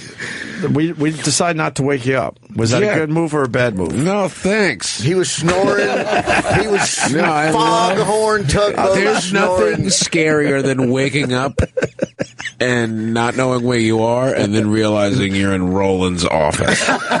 And he's snoring. You back there? Yeah. Oh, you didn't hear him? He was sawing logs. I didn't even tell you. 'Cause I was about to finally mention, and then I saw Pete walking like a zombie past the studio. I had no idea you were back there. No, I was like, thank you so much, Roland, for letting me sleep. Well, and he was like, really? And I was like, no, you fucking idiot, wake me up. I'll tell you what happened. I thought Jimmy was out today, so I grabbed you two guys, and then I'm here, and then I find out Jimmy's coming in, and then I hear you're sleeping in the office, and I'm like, let the kids sleep for an hour. We got this. Thank you so much. I put my coat over him. That was my coat, by the way. I don't know if it was a good move or a bad move, but that was my decision. I'm like, let him sleep. We got this. I came in at 5. Wow. So you never went home? No. Caught a nice nap? No, I'm a little whore right now. Yeah, apparently rubbed your sleeve all over a pussy. What happened? Something white and crusty. Something white and crusty is all. Looks like you gave a fist ride to a hooker. Oh my God, what is that? Yeah, exactly. What is that, Pete? Is it snot or? It looks like the front of every one of my fucking black t-shirts. I would love to be the coolest guy in the world, but I think I blew my nose in it at like 3:30. Yeah. That makes you the coolest man, by the way, right there. Think that's just my snot? Not any pussy at all. That is not vaginal related at all, are you sure? No, believe me, I would love to be the coolest guy in the world right now. You are, Pete. You are. But I think I fucking hocked a huge loogie into my shirt. Oh, no. Where were you last night? On Sunday. I got steaks with my friend Mr. Beck Bennett. Nice. And then I hung out with Gerard. Gerard's in town. Oh, nice. Yeah, he's... you should have brought him in with you. Promoting the second season. I think he's coming in this week. All right. I like Gerard. He's the best. He is the best. But yeah. And then I met Roland at 4:30 in the morning, who walks around in shorts in fucking 9-degree weather. Where did he meet you at 4:30? Because only one side of this building's open in the morning. Right. That's right. So I didn't know where he was. And then I saw a nice little man in basketball shorts. I was like, where are you? I was like, oh, there you are. See, today it's almost normal because I think we're getting up to 60, but in the, are we really? In the middle of single digits bullshit winter, that's how he walks At around. 4:30 in the morning, it's pretty insane to see. He doesn't have a winter coat. I've only seen him wear a winter coat maybe 2 days. I feel like tops. something would be wrong if he's wearing a winter coat. It's creepy when he does. It's really strange. I'm used to, he'll walk around with short sleeves in the middle of winter. It's disgusting. Yeah. I don't know what it is. I don't know what that means. Oh my God, it's in the 30s. How funny is this? It's going to be so hot and I have a hat with Oh, Jim. Why do you look like fat Danny Zuko right now? Asshole. I was waiting to see how long it would take before he would shit on Justin. I'm not getting sucked into your bullshit. I was waiting to see how long. You're not getting sucked into anything with fucking Harry Chronic Jr.'s fucking new show coming out. That's right. That fucking Jim. That's right. I knew it would be. I knew it would be 5 minutes maximum. I knew 5 minutes maximum before you were going to shit on him. I really knew. Fine. It's all jacket good. That's right. You think you look like Danny Zuko? Grease on my hips is the... Sorry, Justin. There's nothing wrong with my jacket. I haven't blown my nose in my clothes. I'm a perfect gentleman. Ooh. No, I'm all good, man. All Thank right, you. man. Welcome back. All right. Are you father of 7? What? Thank you. What does that even mean, father of 7? I don't know. That's how run down you look. That's right. You already said take it. I'm tired. Take it. You got to take the coat off. Now I'm freezing in here. It's not cold. You It look is cold in here. fucking jerk off. No. You look ridiculous. Thank you. And I'm wearing leather pants. Hey, really? Yeah. All right. Are you really? Thought it was a good idea. That's great. Fucking Rob Halford and Danny Zuko. I love I thought it was a good idea. Rob Halford and Danny Zuko. My camera stinks. Leather pants make sense at night, not at 8 in the morning. Not at 4 o'clock in the morning. Right.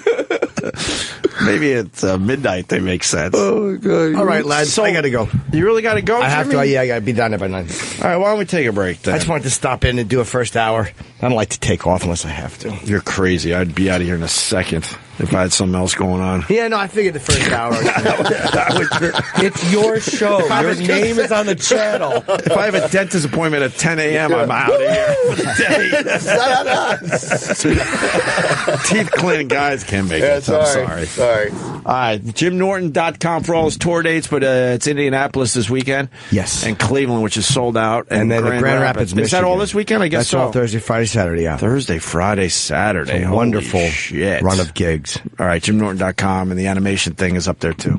Chip Chipperson. Chip yes. Chipperson. Or is it ChipChipperson.com? I think either one will redirect Right? you to it, yes. Okay. All right. I'll see you tomorrow, Jimmy. Yes, sir. Bye, guys. Bye, See you Pete. guys. Bye, Vic. Oh, Justin. bye, Jim. Goodbye, Paul and Roland and Eric. Goodbye. Goodbye, Tiny Tim. It's been really a fun day, I think. I got my hat.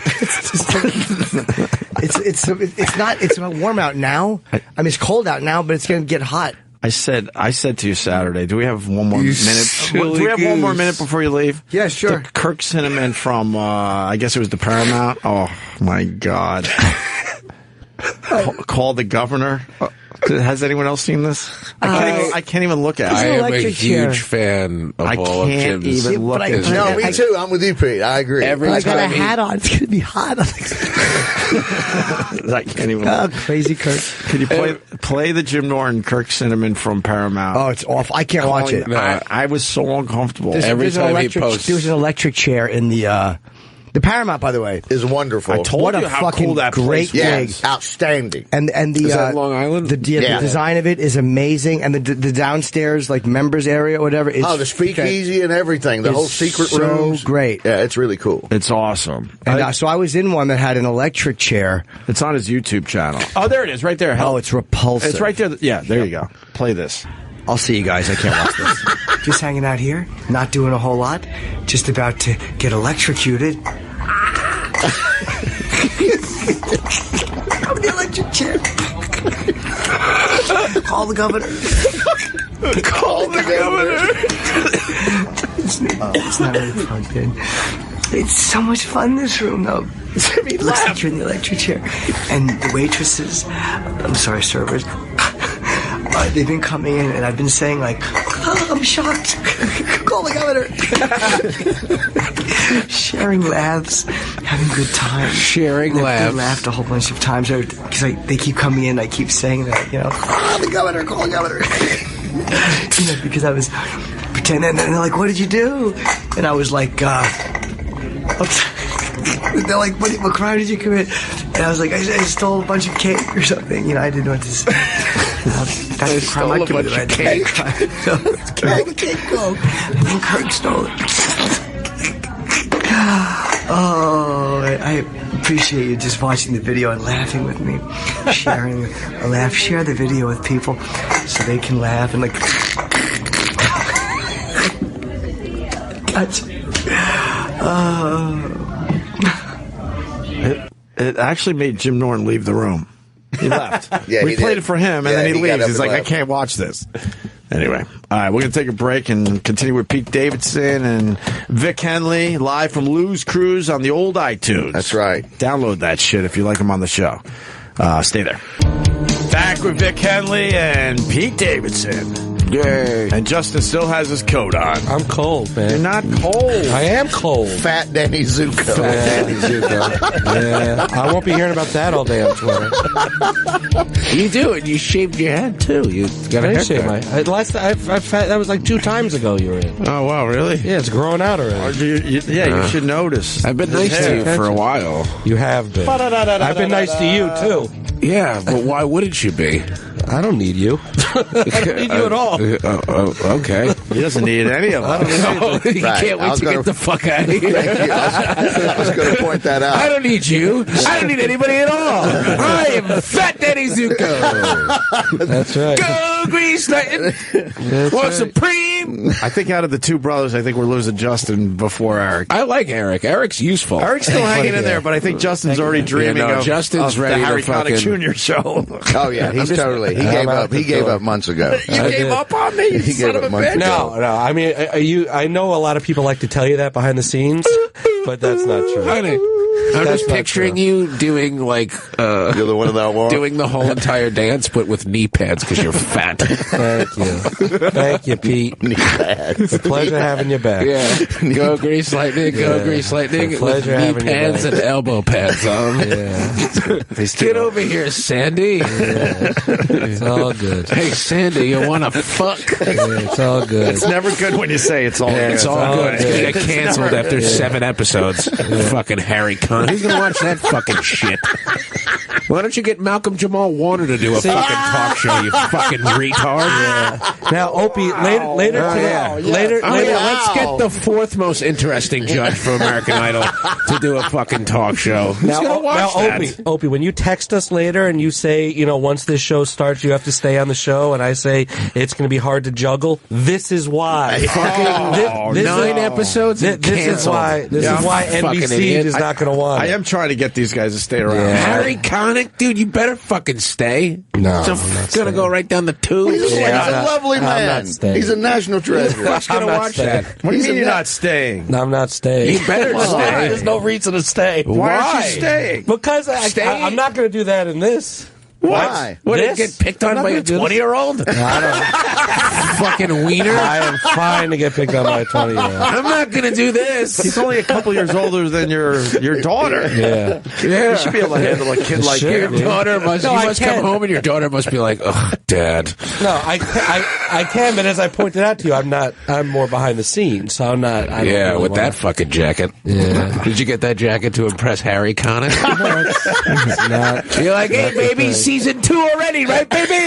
Yeah. Hey, Harry, baby, how are you, baby? Yeah, I think the show's going to be wonderful. Yeah, it's going to be great. It is going to be. It's going to be a pretty big show. I have never even heard Harry Connick say words. How is this going to be a good fucking show? It's going to be a What's good it show. about? Harry Connick. Unless it's him going up to 75-year-old ladies and kissing them on the cheek, I don't think anybody's going to watch it. No, that's not at all. What is it? It's a talk show. It's a variety It's a talk show? It's a talk Like an afternoon. We're a little variety. God. It's like Ellen. Oh, boy. Right, I exactly. better call What's his my movie? grandmother. Let her know there's a new show in town. Yeah. There's a new show in town, Grandma. Yeah. What's his move going to be? Set your alarms. Now again, set your alarms for Harry Connick Jr. So again, when Eric and I leave here and go to our NBC meeting after this, and then later you text saying, why can't you guys stay? Just remember this moment. Oh, you said that 3 times, you fucking No, but I'm babbling talking jackass. specifically, it's going to be because of this. That's all it takes? Because of me. That's all it takes. I mean, you agree, Because right? of a rusty Pete Davidson?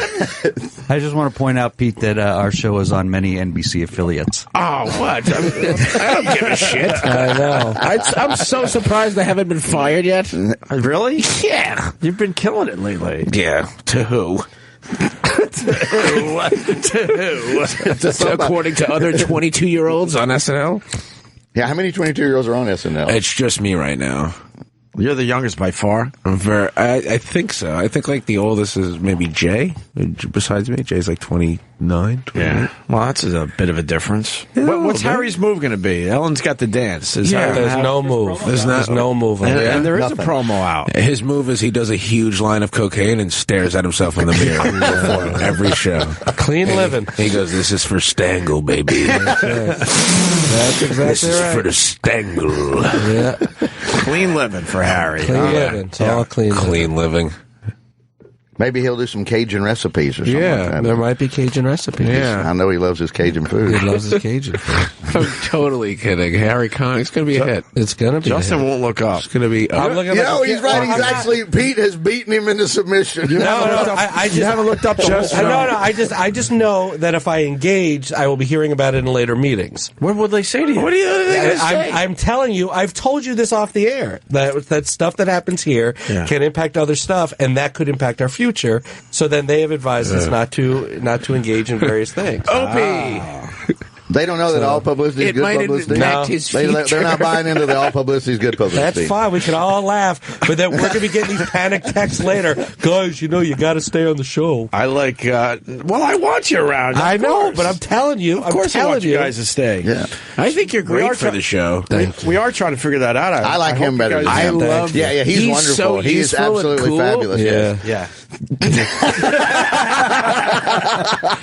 You know what? I'm going to put up the next topic on your screen. He knows Eric knows how to be invisible. You know what I mean? Yeah. But he's very productive, too, I never said a word. I feel like here's the difference between I'll tell Eric. you the difference between you two. Yeah, that jacket. Thank you, Eric. Like Eric will walk right by that jacket and get something Eric normal. has the same jacket. But he's smart enough not to wear it in here. Yeah, but he wouldn't wear it in here. They own the same clothes. It's very strange, their relationship. Oh, but that's so weird. Eric knows how to be invisible. He really does. You come in here with outfits. You come in with I'm wearing jeans, a the t-shirt, You're fucking and a leather dying. jacket. You come in It's with a freezing look. in here. There's always a And that's look. always the jumping off point for a comic. They're like, they'll notice a jacket or whatever. Some of his man jewelry, one of his bracelets. Yeah. You don't even know. No, Yeah. with your man bracelets And a rope bracelet. and your fucking lug nut ring. Yeah, I have a lug nut. Why are you wearing a fucking lug nut on your fucking ring?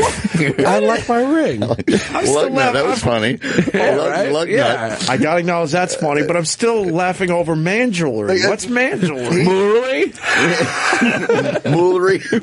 I have a watch, I have a rope bracelet, and I have a ring. Yeah. What's man jewelry? Just like ropey things? Anything. Yeah, lots of rings and silver and But bracelets. if you wear a watch, it's not considered the man jewelry. I don't know. A watch Watch does is a not watch. count. Or a A wedding watch ring is is a not watch. man jewelry. Correct. No. That's it. Anything That's why else. that's hilarious. 'cause Anything else is. But if it's a rope Oh, yeah. He has to decide to put that on. or it was some Well, kind it doesn't come off. Okay. So it's fun. Oh, even better. I see old pictures of me with like necklaces on. Yeah. I go, What do you have, puka shells? Yeah, exactly. Little shark teeth? Yes, Shark teeth, though? Yes. I went down that road.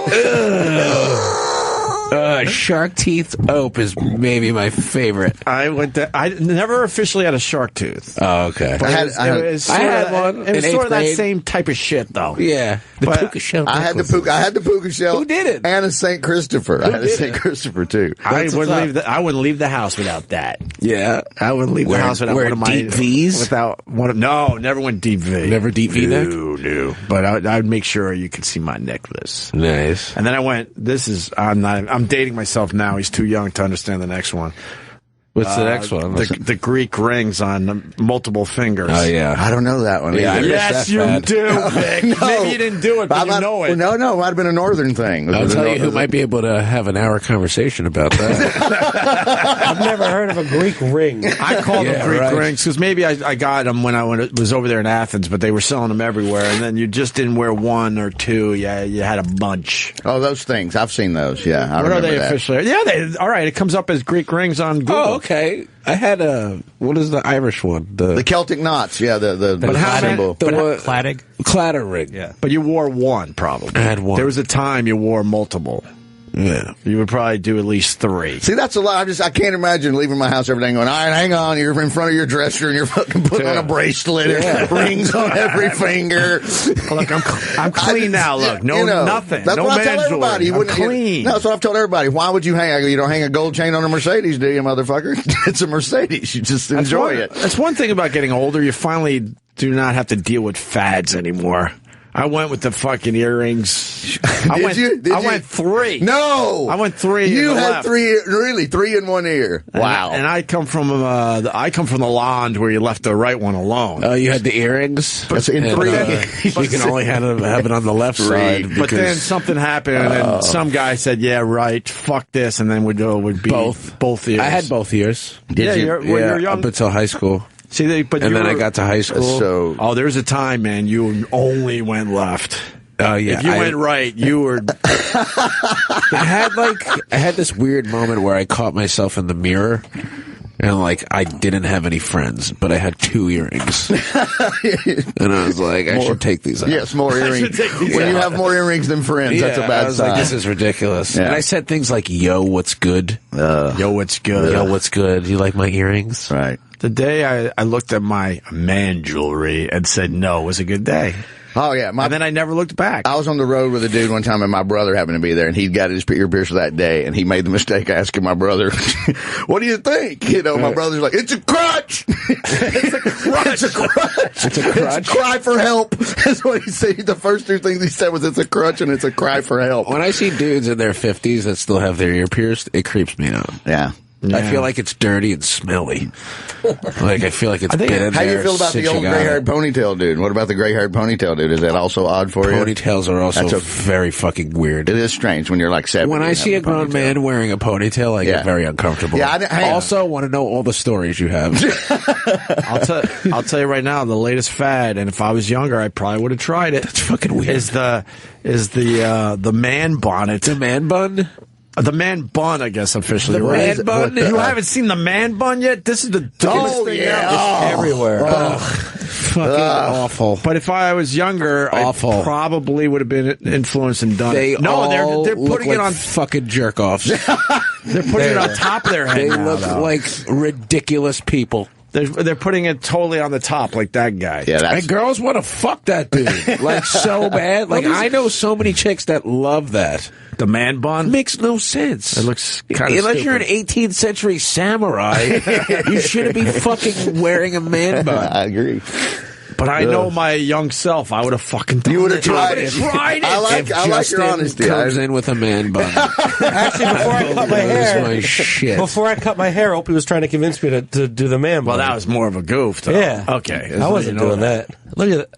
I mean, these guys are like Hollywood stars and models. Gyllenhaal. Of course they could pull that shit It's off. fucking awful. It's when you see the regular dude walking around Manhattan, you want to go, what are you doing? Yeah, Don't it's do that to weird. yourself. It's weird, Right. but if you're beautiful, you can get away with it. I'm going to chop off your top knot. That's why. It's so bizarre. I hate the man bun. Where'd you go for steak last night? I went to Wolfgang's. Oh, yeah. Nice. Had a lot of fun. Had a nice big steak. Yeah. Yeah. And then you guys went out after that? And then I met Gerard at the cellar, and I just got really, really, really drunk. Is that your thing, drinking? No, I never think do. so. Yeah, I was going to say he's not a big guy. I never heard I you had 2 glasses of wine with my steak, and I got so more hammered. loopy. I was like, we're going to the cellar. I'm going to hang out with everybody. Gerard, baby, how are you? And most of the guys down there are sober. There's not a lot of craziness I'll going have on. 2 glasses of wine and be like, girl, like just hammered. Really? It's awesome. Yeah, because you're more of a pot guy. I've never known you as a drinker. Yeah, I'm a pot guy. But who's hosting? What, at the Cellar? Yeah, William Miserable Stevenson. Every time I see him, he's just like, "What the fuck do you want?" I'm like, "I'm up next, William." I love William. What's wrong with William? He's just never in a good mood. Just hates the world. Because it's true, right? Because what he's saying is true. He is just so curmudgeonly fucking never happy at all. I remember the first time I ever got past at the Cellar, I was very excited. I had a spot at the Cellar and around the corner at the Village Underground, and I was very excited. Sure. And I told William, because he was the host, and your job as a comic is to tell the host if you have a spot around the corner, so that way you can make both spots. And I told Will, "Hey, just want to let you know I'm going around the corner. I have a spot. I'll be right back." He goes, "You're telling me like I give a good fuck." Really? No, he's wonderful. He hates it when you ask him, "How's the crowd?" He fucking despises that. He goes, "They're crowdy." That's what he always says. Yeah, he goes, like, "How's the crowd?" He goes, "They're crowdy." Because there's no answer. He thinks it's stupid. He doesn't give a shit. That sort of makes sense, though. But that's what he goes, "How they're crowdy." That's what he always says. That would make sense. But he's just ruder than fuck. He's just absolutely. I love him. I've been friends with him for 20-something years. He's the best. He used to perform in the park. Yeah. He used to do live stand-up in the middle of the afternoon in Washington Square Park. He would, between the tumblers and the fucking mime, he would get up a crowd and do stand-up. Oh, God. And was fucking great at pay it. anything to see that. He wasn't one of those guys that had the sign, though, "I'll tell you a joke for $1." No. He would I look at those guys like, what are you fucking doing? He would just get together. He had two little things. He would pick a couple out. He'd call it like $2 date, and he'd pick a couple out and give them $2 and send them across the park to get a hot dog, and then bring them back, and then he would interview them. And ask. Oh, wow. So he had all kinds of little, and then he would also do his act. It was a whole weird hodgepodge of stand-up, and they're all on a system down there, and so he knew he'd only have about 20 minutes or so, and then he'd pass the hat, and I watched him do it. It was fucking amazing. Was he funny? It was really funny. He was really super good at it. Yeah, he's just so mean. He's just mad. Yeah, he's just madder than shit. So mean. The business got to him, you think? Oh, I don't know. Was he always a mad? Probably, yeah. Was he a mad guy? Yeah, he's probably just always in a bad mood. Or was he just beat down? No, he's just always in a bad mood. Yeah. Yeah, you all right, Justin? Let's bring everyone back together. I'm busy. Let's bring everyone back together. I'm busy with something the next hour and a half. What, another show? No, no. It's got another. Well, they have a big number at the carnival at the end, so he has to prepare for it. Boo. No, I'm dealing with something down the hall. What's down the hall? Executives. Well, what's the problem? No problem. Why do you It's all always act like you're like cracking into some crazy Gotham City thing? He's always just What like, are you talking about? he's just like, No, I can't emails and talk- executives so busy. It's Harry Connick Jr. That's not what I'm fucking doing. relax, relax, superstar stud. That's exactly right. Exactly right. I'm just trying to get everyone back together. Yeah, you're doing a good job of it. You're doing a very I good feel job. like Justin has 2 phones for no reason. Like he's Why just not like, 2 oh, phones? so many calls from Harry Connick and Opie. I need to get 2 phones. That's right. That's right. That's right. I can't believe you really are wearing leather pants. I am. thought you were lying. And earlier. they're brown and shitty. My older brother used to have a pair of chocolate brown leather pants. He had to quit wearing them because every time he wore them, he was getting in a fight. Every fucking I was time. like a fucking idiot. Same thing. I wore leather pants once. Yeah,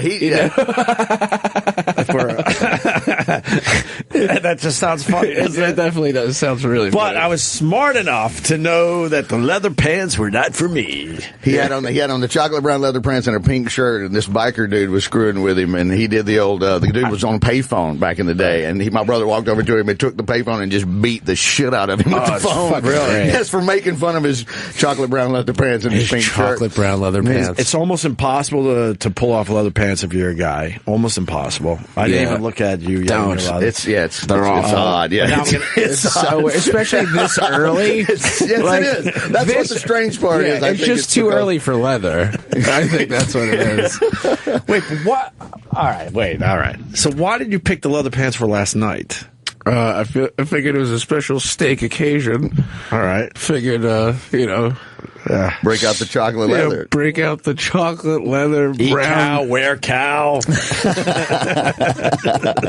Right, yeah.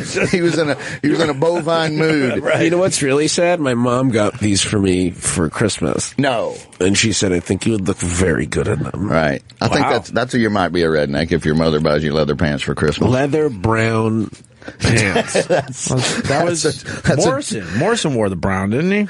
Did he? I think he wore brown. Who's that? Who's Morrison? Morrison can wear anything and make it look good. Tell me of this guy. When you're Jim Morrison, you can do anything you want. And I don't think, sorry ladies, but I don't think ladies could pull off the leather pants in general. Leather jogging pants? No, my girl had on leather pants. Jogging pants yet? My girl had on leather pants a couple weeks ago and was rocking them. Black leather pants. She looked great in them. But I do want to look at you sweetheart. Tell you who doesn't look good in black leather pants. Oh, bang, bang. Do you have leather pants, Justin? I do not. Justin. Eric, does he have leather pants? No, I don't think he'd do Justin. that. Not have leather Oh, pants. thank you so much. Sure? Thank you so much. He's knee deep. He's so fucking checked out. He's knee deep. Yeah, he's not listening to anything. He's not paying attention. He's not paying anything at all. It was a silly little joke. He's knee deep in making believe he has something to do. Oh yeah, he's hunkering down, man. He's changing the world right now. He's hitting this laptop like he's writing code. Yeah. But you see, this is like on air Opie, where he's like, "Oh, he's so checked out." And then later it's like, being that bad. And then later it's like, "You guys have to come back." We're being so nice. He's been saying he wants you to stay the kind whole of like time. redirecting. No, he hasn't. He's clear. I'm with you, but he's exactly. It's sort of redirecting. It's all fun. Maybe what are you talking about? I'm being so mean. Vic's being reasonable, and he's being so nice. But it's sort of redirecting it back. Well, it's a little fun. I'm not going to lie, but I'm not being the mean one. No, it is a little fun. So no one would think I'm being the mean one. I'm not saying you are. Every single time he has said he wants you to say, he has meant it. And I am trying to get everyone back on the same page. Yeah, come on. It's just a playful time. We're all kidding around. Your show is on the same network that Pete's on. Yeah, congratulations. It's going to get fucking so hard. I'll take that bet. I'll take that bet right now. I will bet you $100 it doesn't make it to the third season. I'll take that bet. All you got to do is get to 2, and then you're on Easy Street. We certainly hope it's successful. That Harry Connick Jr. money. That's right. We certainly hope it's successful. Bringing joy to 47-year-old women across the country. I know these guys really enjoy doing TV. With Harry Connick Jr. So I'm hoping it's successful. He's a good guy. He's an American treasure. Yeah. And then hopefully we keep you guys around a little bit over here, too. Yeah, we would love So what's that being about that, you son of a bitch? A little dabbling. Can I see your T-shirt? What is it? Indian motorcycle. I'm surprised it's not a Deadpool T-shirt. Well, nice. I have a Deadpool. That's even cooler. Deadpool. That's even more great hip. movie. It's so fucking good. Did you fucking haven't see seen it. Deadpool? Yeah, we did. Holy got to see it before anyone else. Yeah, way we saw it behind. like a month early. You haven't seen it? No, is it good? Oh Opie. my God, it's great. Opie, we must watch Fuller House episodes. We have to watch It's it. terrible. It's fucking garbage. Oh, someone told me you hate it to the point where you're watching it. I've been watching it, ironically, and it's maybe my favorite thing to I do. purposely didn't watch it because we had Dave Coulier and Saget in here last week. Yeah. And I just didn't want to... Yeah, I love those guys. I love Stamos. No, but love I them thought all. if I saw Fuller House beforehand, I wouldn't be able to help myself. They know it's trash. Yeah, Saget said, he sort of admitted the reviews were bad, was his way of acknowledging that it's it doing wasn't. stupid numbers. Well, good. It's doing stupid numbers, but it's so fucking... What makes it so bad? it's just a lot of like Justin, you're good for a while. They're Relax. just Look up from your laptop. I'm all good. Stop that making believe. There's no making believe. There's just like a lot of like looks to camera and them going like, cut it out, or like they're the first 10 minutes is all them walking in and saying their most wacky quotes. Oh, their famous just being like, have mercy. And then the new fucking kid, his new tagline is, holy chalupas. No. Yeah, and I never wanted a kid to get cancer more in my life. I was like, I hope by the season finale we find out that this little boy has to go get chemo. It's not holy chalupas. It's not holy chalupas. I shit you not. It can't be. Everything stops and they zoom in on him and he goes, holy chalupas. We got the official trailer we can watch. Oh my God. I want actual clips, but let's... No, if you could let's try the log trailer. into your Netflix account and just watch this shit.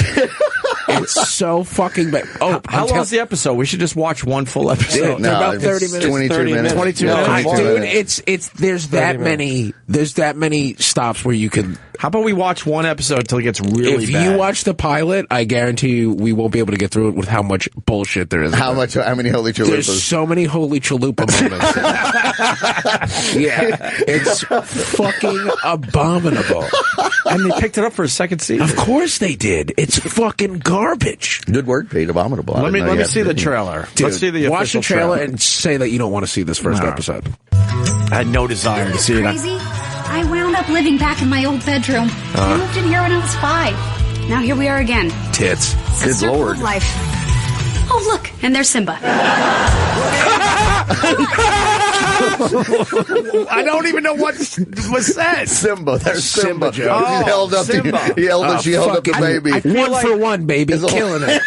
I feel like they went with the laugh track before the line even hit. Oh, there's her a boobs. sick laugh Did you track. see her boobs? Well, that's Jodie Sweetin. Yeah. Oh, by the God. way, there's a lot of slutty little references. Jodie Sweetin is showing off her boob job. Yeah.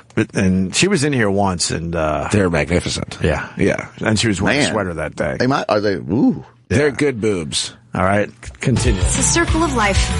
There's Simba. Oh, look, and there's Simba. Hola, Tannerinos. There's my baby boy. Live it up now, because the next thing you know, they turn into that. Hi, Mom. Before we eat, something very important to say, okay? Damn, we all still look good. No, just you. Yeah. Just you, John Stamos. Only you look really good. He looks amazing. He looks so good. I'd fuck him at this point. He hasn't aged whatsoever. Okay, Tommy, Mommy's here. I'm having a tough day, too. I have 3 boys who count on me for everything. For the first time, we're going to be all on our own. Please, sit down. We're going to have a little talk. You guys did your share for us. I am clearing my schedule, and I'm moving in with my sister. Steph, you need me right now. And you need me. So I'm moving in, too. Kimmy, you do not need to do this. I agree with DJ. You do not need to do this. Moving in with DJ and those boys is a terrible idea. I've waited my whole life to say this. Home sweet home. Whatever. Stop. Hammer time. Do you hear the little slutty new theme song? In the 90s. You know my what moves sings are all that. Yeah, Carly Rae Jepsen. The little whore. What the hell's going on? Fucking theme song. Do you hear how they slutted up my childhood, Opie? Do you hear this fucking bullshit? Whatever happened to predictability? That's not how it happened! Dude, if you... Oh, you are for the Full House. Dude, if we could put one generation. episode... I love fucking Full House. This is fucking for the birds. All right, why don't we get our Netflix going? You will fucking We'll love try it. to get through the first scene. I want to hear Holy You can't. Chalupas. You have to hear Holy Chalupas. I want to hear Holy Chalupas. Holy if they really zoom in on him, if it's exactly like you say. It's a fucking freeze frame. You know, it's like, it's a what like, you talking about, Willis? It's almost like they were like, "Hey, kid, just want to let you ready for the chalupa scene?" They were like, "Kid, this is your big moment." Like, you could tell his mom was helping him, like in the. Let's. Is Harry Connick going to have like a Holy Chalupa catchphrase? There will not be. I didn't bring it back up. There will not be a catchphrase. Did I bring that You up? did not bring that up. Is that what you said when you bought that jacket? You were like, "Holy chalupas!" That's what happened. It'll be perfect on me. There's nothing wrong with your fatted jacket. Sorry. There's already a Fuller House porn parody. Your facket. Oh God! Yeah. There's already there it is. It's called Full Holes. Get it? Oh God. Let's look at Full Holes.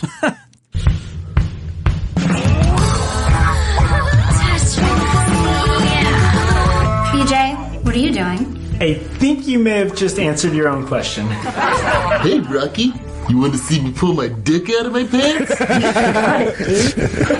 I'm Sophie hilarious. and this is Mandy Tanner, and welcome to our show. That's hilarious. San Francisco. The next person to walk through that door is getting banged. Kimmy Gobbler? Yeah, Uncle Jizzy. Have pussy. How rude. You know what cheers me up when I'm feeling blue? World? You're cool as ice. And looser than a pair of hammer pants. Have you ever seen such lifelike standalone twerking buttocks in your life, Fucky? Wow. Are you going to tell Fucky that you sprayed me with your Greek yogurt? Your long-lost cousin is in town from Greece. They're letting out. Nice. Wait, hold on. What's the hell? What am I gonna do? My sister BJ told me to get fucked. Well, I'm no Uber driver, but I'd be glad to touch you. Badass. Thanks for the dick, you greasy monkey. Hey, you're the Biatch Boys.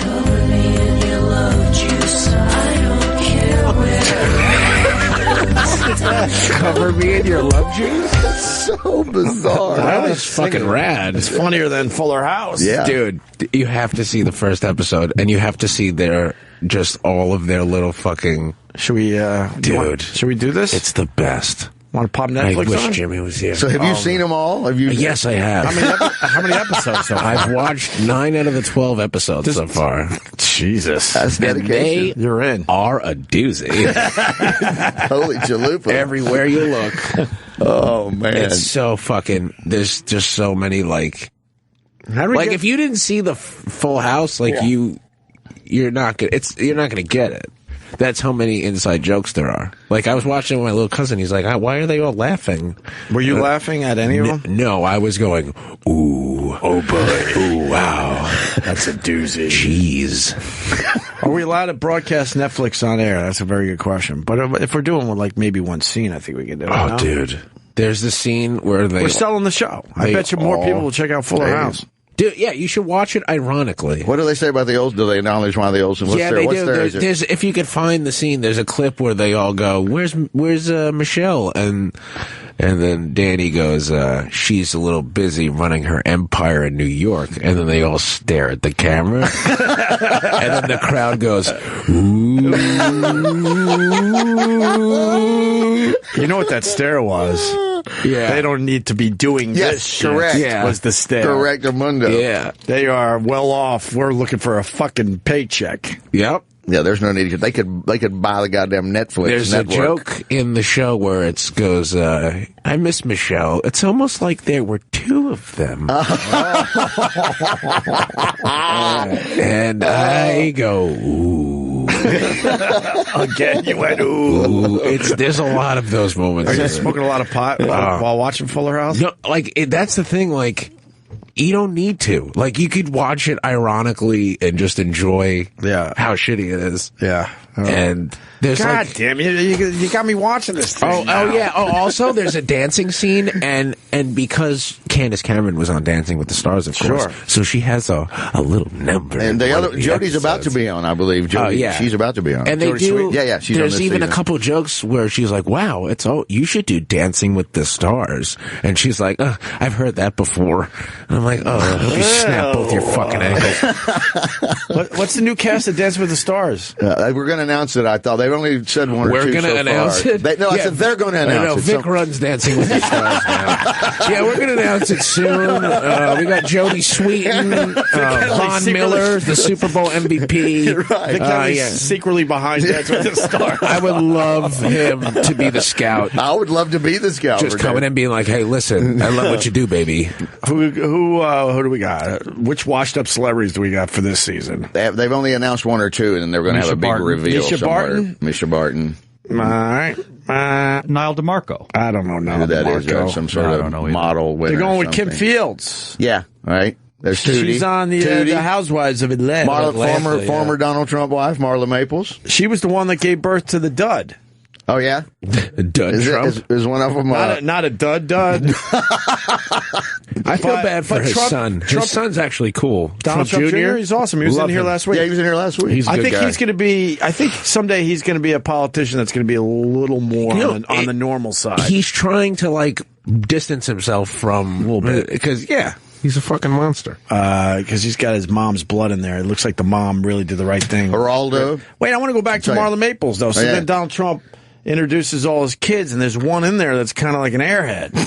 And that was the one I think he had with Marla Maples. I didn't know they had one together. I don't know enough about it. Look her up. What's her name? I want to say it's Melanie. It said Tiffany. It looked like Tiffany. Yeah. I'm getting that line for you. He goes with the rich names. Yeah, it might be Tiffany.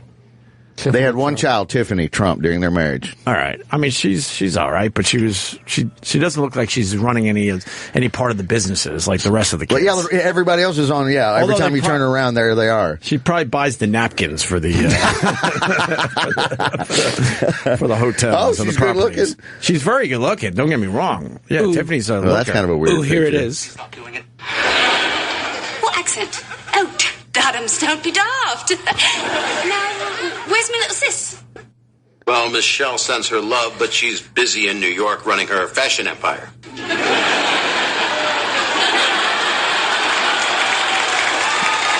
They go crazy for that. They're still staring at the camera. Still staring. Just stop staring. Wow. That killed. Oh, my God, they went crazy for it. Oh, yeah, we got it. Yeah, that one didn't fly over anybody's head.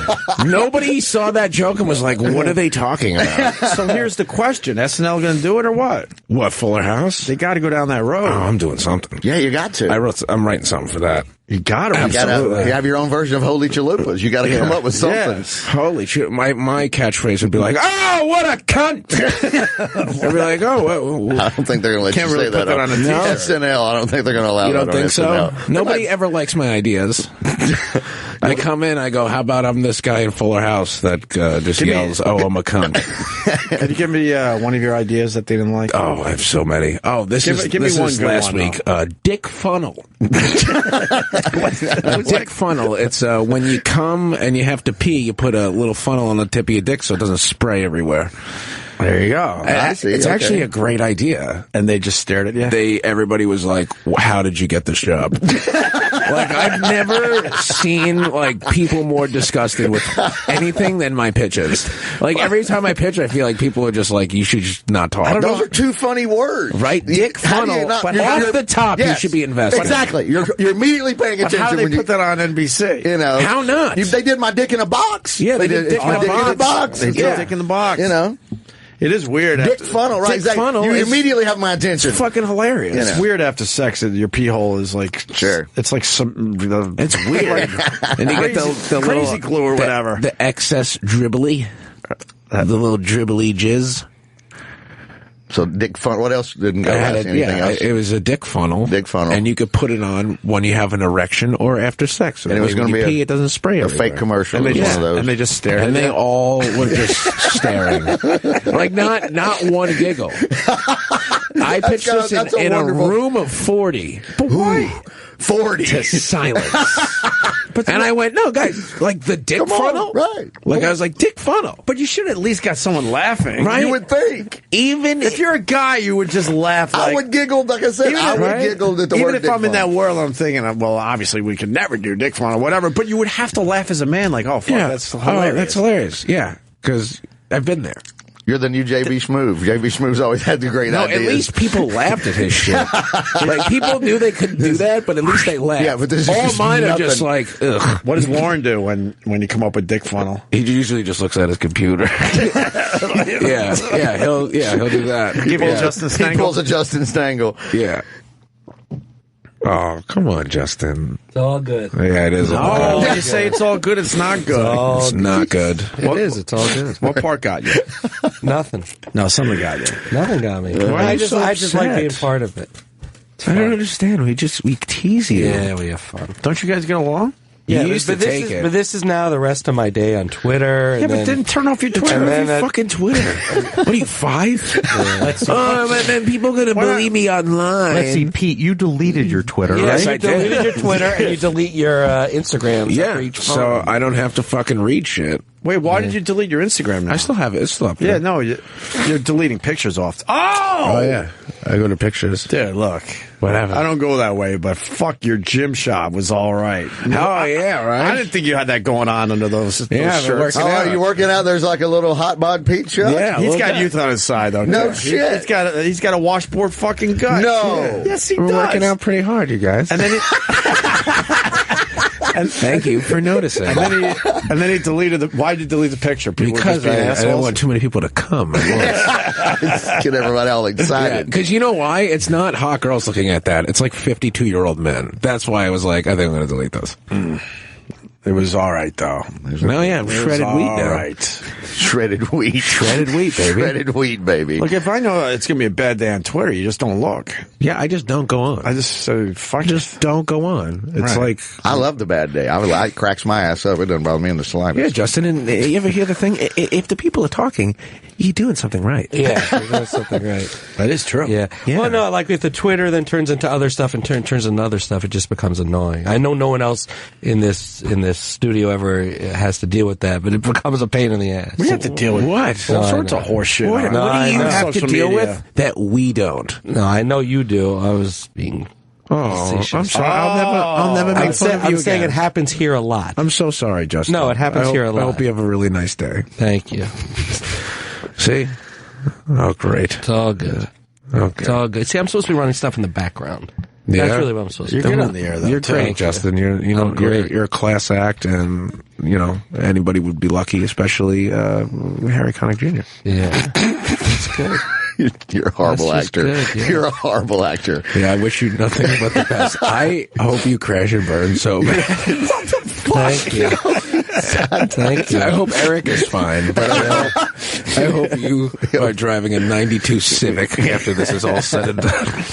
That divided cocker will not work with the Stangles. It will not work with the Stangles. Not with the Stangles. You see, because Eric and I walk in together, we walk out together. Pete. There's Pete. That's what's up. Wow. Ready for some fucking UFC? That's what's up. Look at Pete. Wow. Yeah. Not bad. He goes, that's what's up. Yeah, look at him. See, we still got the picture for you. I'm trying very hard to get a Calvin Klein little... Well, you should. Yeah, you're on your way. That's what I want. All right, we're going to take a break. We're going to get everyone back on the same page. I was going to be an underwear model, but my dick is too big. You got a big one? It would be distracting. That's a good joke. It's not a joke. That's what I'm saying. Yeah, like they would have to take some dick out. Too much dick. Usually people have the problem of adding. I would have to subtract some of my dick. There's your SNL skit, taking some dick out. Yeah. Right. There you go. Yeah. Too much dick underwear model. I'm going to pitch that today and record it in my phone and then send you the silence. Okay. Please. Oh, my God. Too much dick underwear model. That's what it's got to be. So, like, I'm a model and my dick's too big, so I can't be a model. Dude, but they should at least laugh at Dick Funnel. No, right. Just laugh. Silence. And go, all right, but we're not going to do that, but that's fucking... It could not have been, like, unfunnier to them. Wow, why? I don't know.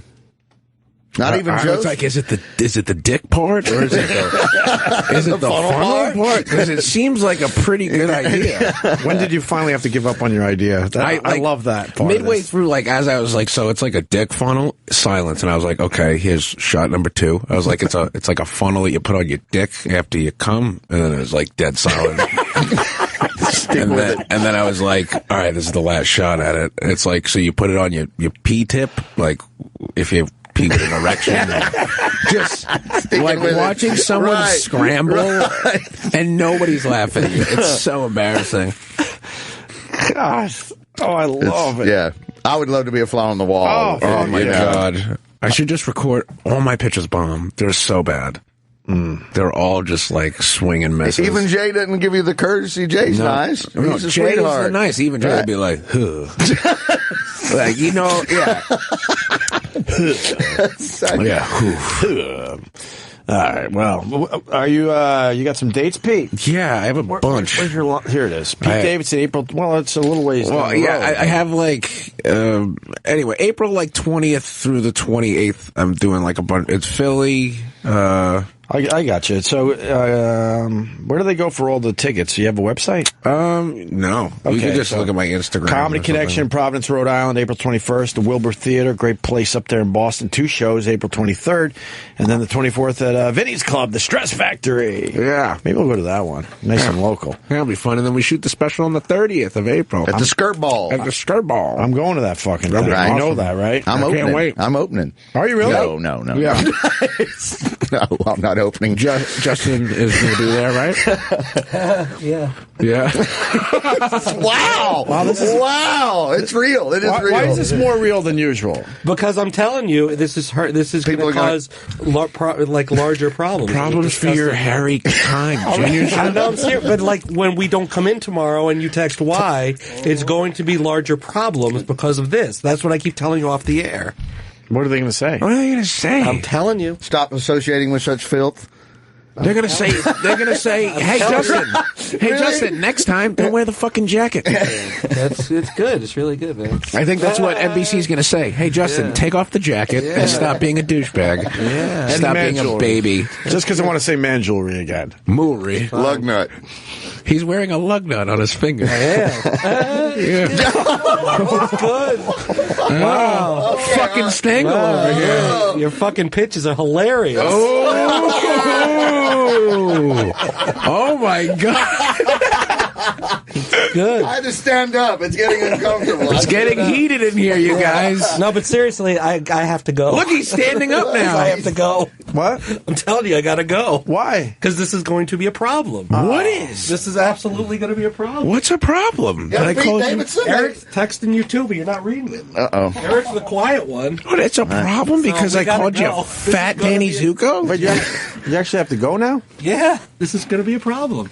For This who? is going to be a problem. This is what I've told you off the air. This is why I was staying like an hour ago. So it's all good, man. Not enjoying it. What's a problem? It's all good. We're too filthy for afternoon television. No, Oh, it's my not too God. filthy for that, but it's just, I'm supposed to be in the background. I'm a consultant. Oh, okay. It's Oh, all look. good. He's Tom Hagen. He's It's all concierge. good. He's, Please shut him up. Oh, okay, I get it. I'll stop talking now. No, it's all good. that's somebody that didn't like you. That was like an hour ago, though. Oh, it was an hour ago. In that case, I'm going to keep going. An hour ago, someone really didn't like Pete. Yeah, it's all good. And this one was, about a half hour ago. This guy didn't like Pete. How much longer until Pete follows in the footsteps of SNL's Belushi and Farley? Oh. Probably soon. Why? I don't know. If I make it like to 30, I'll be pretty happy about that. Are you going to pull that shit, really? No. No, it's just whenever things are not going my way, I just say that. I just throw the 9/11 card Okay, out there. right. Well, hey, you guys exactly. know my dad died 9/11, right? Let's just go to. Use him adjusting because he's not having it right now. You fucking grow up, you old fuck. Stop being a pussy and sit down. I'm serious. I'm serious. I'll fucking punch you in the throat. Sit down. Because now I'm getting mad. You're wrong. Now I'm getting mad. I will fucking kick your ass. It would not even be close. I'll put you through that fucking wall. I swear to God. You saw what good shape he's in. I'm in very good shape, and I'm was a at the big gym dick. when that picture was being That's taken. all good. Stop. Sit down. Who's in trouble? I thought Really? you supposed to be on a break. I'm leaving. That's what it is. Then go already. You're being fucking annoying. I'm going to go get a coffee. This How is about getting we creepy. just try to smooth it out then? You know? I'm telling you, I have meetings that are like Ooh, I have going to be meetings. affected by all this. That's what I'm telling you. All right. Off the air. Just go already. Okay, Pete. Thank you. Please leave. This is so annoying now. I feel bad. Fucking I'm in making the middle. everybody uncomfortable. I'm in the middle. I'm stuck here. And God. You know. And take that camera off, Paul. Oh, wow. Oh, my God. Why? Yeah, everybody's on camera. Yeah. You gonna go to break? You gonna stay? Oh my! I mean, it's so juicy. I mean, how are we gonna Vic Henley's here go too. away? Live from Lou's Cruise. Live from Lou's Cruise. Come see me. And Magooby's in North Baltimore, April 20th. Oh, nice. Yeah, That's a good 20th. joint. That's a great joint. I love that place. Are you going to sit back down? No, I'm waiting for you to go to break. Why? Well, Just go. Stop being He's got to weird. go put out fires. He's got fires. He's got to go being put them so out. fucking weird. Got to get the fire extinguisher. I'm sure that NBC will know that it was a joke. Nobody fucking cares. I guarantee if me making fun of your show was going to derail that show, then it was never going to fucking be good anyway. That has nothing to do with what I'm talking about. Okay, then you're acting weird and you're creeping me out. And can you please leave the studio? You got it. Because you're making everybody uncomfortable, and it's fucking weird. It's so weird. If you leave, it'll be better. Thank you. Thank you very much. Thank you. Pitch that. I've never seen mean Pete Davidson. No, it was just like so uncomfortable. I've never seen. I said you could have stopped it. Could have stopped what? What was so wrong with He's that? saying get off him. You know, he's like, yeah, you stayed on him too long. What off? I compared to what I usually say. I'm with now? you. I don't care. I'm a comic, so I don't care All about I said anything. was Fat Danny Zuko. I know. It's you know. I could have made fun of his haircut. I didn't even make fun of his haircut. I'm sure this. Oh God! All right. Interesting. I think they have a sense of humor though over there. You would hope. I don't see how. Well, I mean, he would know. I can't. It is. You see it. He's correct. It is unusual that you would get yelled at for this. I don't see why. I don't get it at all. Is it literally? You haven't been part of the conversations. Like Opie's been, about all this. I didn't think we were in a. But they're like, you can't be. Da, da, da, da, da. That's a little Big Brotherish. I'm happy to talk to you guys about it off the air. Okay, all right. See, all right. All right. That's logical. No, fine. That's fair. Right. I'm going to go get a coffee. Well, Pete's also making fun of himself and SNL and his bad pitches. Absolutely. I make fun of myself all the time. We're comedians, right? I let everybody. It's open. Correct. It's open. Absolutely. It's open. There's nobody that would. We both will tell you we're giant pieces of shit in a second. Giant pieces of shit. And in the history of the show, that's what you do here. Of course, exactly. You're supposed to break balls. Well, that's why I started laughing Stop immediately. Acting like this isn't what we do every single fucking day. Well, that's why I laughed immediately, because in my head I'm sitting here going, the minute you started it on him, I'm like, okay, because in my head I'm like, it will be within 5 minutes and Pete's going to make fun of him. And the minute you laid out the first joke, I was like, all right. But like, don't act like we don't do that every day, or if I wasn't in here, it would be Norman doing it, or fucking Now I Jimmy. feel like a piece of shit because you were lovely. No, he's correct. First of all, you were completely lovely the whole time. So you're completely lovely the whole time. That was the weirdest fucking thing. E-Rock, was that not the weirdest thing ever? Yeah. That was weird. I'll just say this much. I feel like a piece of shit now because I love the Stangles. I love the Stangles, yeah. I don't want to get them in trouble with anything, but I definitely feel like he acted weirder than he should have. I just felt like we were within our, within range of just being... Well, like you said, that's what we do. We were just fooling around. Like, if he was just like this, like if he just was like, hey, you shouldn't... I would have been like, oh, my bad. He was sort of saying that to us. Oh, he was? His own way. No, I just oh, man. Not leaving. Fuck. Just that fat people get emotional. Like I do too. Yeah? Yeah, but like, oh my God, I swear you funny, like... Roland. That was funny. Now I feel like a piece of shit. You were I great. feel so upset. You didn't do anything. Yeah, you were great. You shouldn't feel bad. You're doing a radio show. Yeah, it's what we do here. He was great. And also, like, if you have That's other correct. stuff, Yeah. don't be here. I like it. If you have other stuff and you keep talking about how you can't wait to get the fuck out of here, then don't fucking be here. I like the Stangles a lot. I love the Stangles. I love them. They're wonderful. And when I realized I had to reinvent myself about a year and a half ago, I leaned on these guys heavy, and then I got them involved officially. Yeah, they do a great job. And they also have told me, there's like, it's two different entities and all that, and, like the Harry Connick Jr. show is a very, very serious. They're taking it. Sure.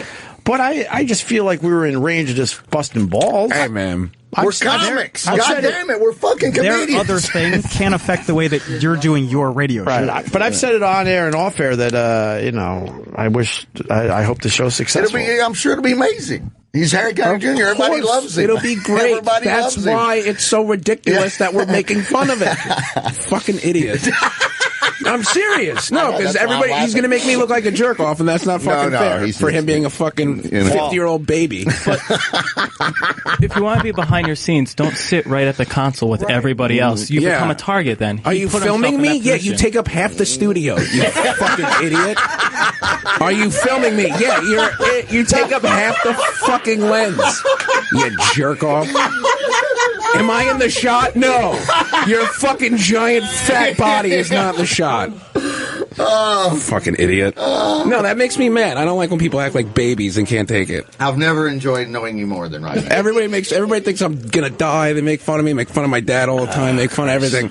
And we call him Fat Danny Zuko, and his show's gonna suck, and he fucking walks. I feel like a dick now. But you shouldn't. Great. You didn't. No, none of us did anything wrong. We've talked about this off air. We have talked about this off air because it's two very different entities that they like doing both. Yeah. But I swear to you, I thought we were well within our range of we're just busting balls. I mean, not once did I feel like we were putting them in a bad spot with their other job. And but then again, I'm not over in that world, so I don't know for sure. Don't do this job. Yeah, and none of us would try to be like, oh, let's get Justin fired from the Harry Connick. That's definitely. I was like, I'm wearing my leather pants today, and we're gonna fucking get Justin Stangl removed from the Harry Connick Jr. project. That's what I want. I was like, I'm gonna take a nap in the office, get all charged up, and then I'm gonna walk in and fucking drop bombs, baby. But with everything that's went on the last hour, I thought you were in more danger of losing your SNL gig. Why? Well, he wouldn't. No, I thought it was all. I thought it was all what we They did never here. liked my ideas over there. That's funny. Yeah, it's all jokes. And then he's coming up with Dick Funnel. Dick Funnel's genius, by the way, and I stand by it. I'm with you. I stand by it. The only reason every guy should laugh at that because they know exactly what you're talking about. You go to the bathroom after sex, a couple hours later, you go for the leak, and next thing it's going in 5 different fucking directions. Wishbone. On the day of remembrance for Nancy Reagan. Come on, Justin Stagel. I did not think we were putting anyone's fucking job in. I really think he made it weird. He said, we've told you this. We've talked about this off air. Yeah, I understand the difference between everything that's going on. Is it like what we were saying earlier? It was what we were saying earlier about when people come to Norton's comedy show and they're not used to, they're kind of looking, I don't see how you could taint what we're doing here, could taint that, because they are separate and it shouldn't be affected at all. This is not what we do here every fucking time we're here. I'm completely with you there. It's crazy. No, it was really funny when you said you were going to punch him in the throat. Oh, dude, no, it was making me very angry. I was like, I'll fucking punch you in the throat. No, I love Mean Pete Davidson. No, I was like, there's no way I'm getting brought down on this one. I was like, no way. No fucking way. I love Mean Pete Davidson. I'll fight you. Really? Yeah. I don't think any of that was based on actual reality. No. Where it would actually hurt another show. No. That's what I mean. That's why I'm curious to hear the explanation. All right, well. Coffee. Well, Eric went to go find Justin. I heard that they've left. They've left the building. They've completely left. They've left the building. Both of them? Yeah. Good for you. Well done, Pete Davidson. You have single-handedly ruined that. You've ruined the show. It's not even on the air yet, and you have ruined the biggest babies I've ever met. If that's true that they left the building, biggest fucking pussies I've ever met in my life. I don't fucking care. That's the girliest thing I've ever heard in my life. Ugh. It's not like you watched the promo. Would he fucking zip up his jacket and walk out of here? It's cute. It's fucking zipped all the way up and it breaks so the both jacket sides are fucking going. Hey man, brother. What? I love my baby. I like how he had to find the one tweet that said Pete Davidson sucks. It's to tell me to stop talking. He had to look through fucking 20 hours of tweets to find the one person. I got a text that said, took a bad turn, there's going to be a problem now. But I swear to you, I don't know where the problem is. Fucking way. They're going to get yelled at. I guess he's saying that later on, that when they get down there, they're going to go again. How can you associate with such filth? We're Harry Connick Jr. We're clean and wholesome, goddammit. How dare you promote our show every fucking day? 12 seconds. How many times have we said the show, and it's going to be good, and we're just teasing him individually. So they shouldn't be able to get penalized down at their job. I believe it's true if they're saying it. I just find that it's odd. It's so odd. That's all I'm saying. I don't work for a living. He's going to come in here to promote the show. So how is it a fucking problem? I would love to have him in here. Oh my God. Apparently not. Why are they mad at me? They shouldn't be mad at you. They should be mad at me. You let him go crazy. You didn't reel in the pit bull, goddammit. But I wasn't like. But then I was moving on to other things. When you said man jewelry, I thought that was hilarious because I could relate to that. And then I threw myself under the bus. I'm fine with all of it. I did half those things. I'm fine. I love both those guys. They both know I like them. I like Eric. I don't like Justin. Justin could suck my dick, to be honest with you. But Eric's a good guy, and I don't want anything to happen to that kid. He has a promising future, that guy, Eric. Just the one. Yeah. Just the Eric one is cool. Fine. Yeah. They've really helped me out a lot. They're great. Now I'm in a bad spot. Eric I has saw the helped look you in out. their eyes like you could have stopped this. I'm like, I didn't feel like there was anything to stop. I thought we were just having fun. They're really What good. did I really even say? Can you even replay what I said? I'm pretty sure all I said was it's going to get canceled. Yeah, you were betting him. You kept bringing up that it was good. You were hoping it would get canceled. Is it already canceled? You were going to bet him $100 how long if they made it to season 2. Yeah, playful shenanigans. It was lovely, fun, whimsical Pete Davidson. Yeah. And then it went to mean Pete Davidson for a minute. Oh, yeah, because he couldn't take it. So then now we're back to regular. That's all it was me being playful saying, hey, it's going to get fired. I'll bet you $100. Yeah. To think I was going to take today off. Oh, man. For you? Yes. Oh, wow. This all could have been avoided, is what you're saying. I think this becomes more of a problem than just now, too, unfortunately. I hope not. I really hope not. Like I said, Eric, comment, thoughts? Want to take tomorrow off? No. No. Oh, no, we'll be right back, baby. Better than ever. We'll find some other fat twins to control the studio. We don't need those fucking jerk-offs. I got you, Hope. I'll fucking show up and type in things on Google Alerts. All he does is fucking Google shit. Helping you out, fucking losers. Yeah, get the fuck out of here, Stangles. Why did I wake Pete Davidson up? That's what I'm thinking now, too. You poked him with a pointy stick. What a fucking weird day. What happened to Jimmy? Jimmy left. Everyone's leaving me. Norton got out. Get the hit. Everyone leaves you. Jeez. I'm so sorry. And Pete was snoozing in an office 2 hours ago. I was being very playful and nicer than usual to Justin Stangl. I swear to you, because this will come back on me, I really thought we were within our range. Thought we were being playful. Just fooling around. Yeah. I really did. I really thought we were just fooling around. Here he comes. Wait a minute. Let's see. GH, you don't have to make any excuses for your show. There you go. It's your show. Yeah. If we replay the tape, in one breath he's telling you how loyal he is to you, then the next breath he's calling you out, and then he walks out. Nice. See? All right? Brevity. No, that's a summation. That's all. No, that's perfect. That's right there. That's perfect. Yeah. To sum it up, exactly. I would like to know what was actually said. That would be a problem, though. The only thing I could think of was me betting him that it would get canceled.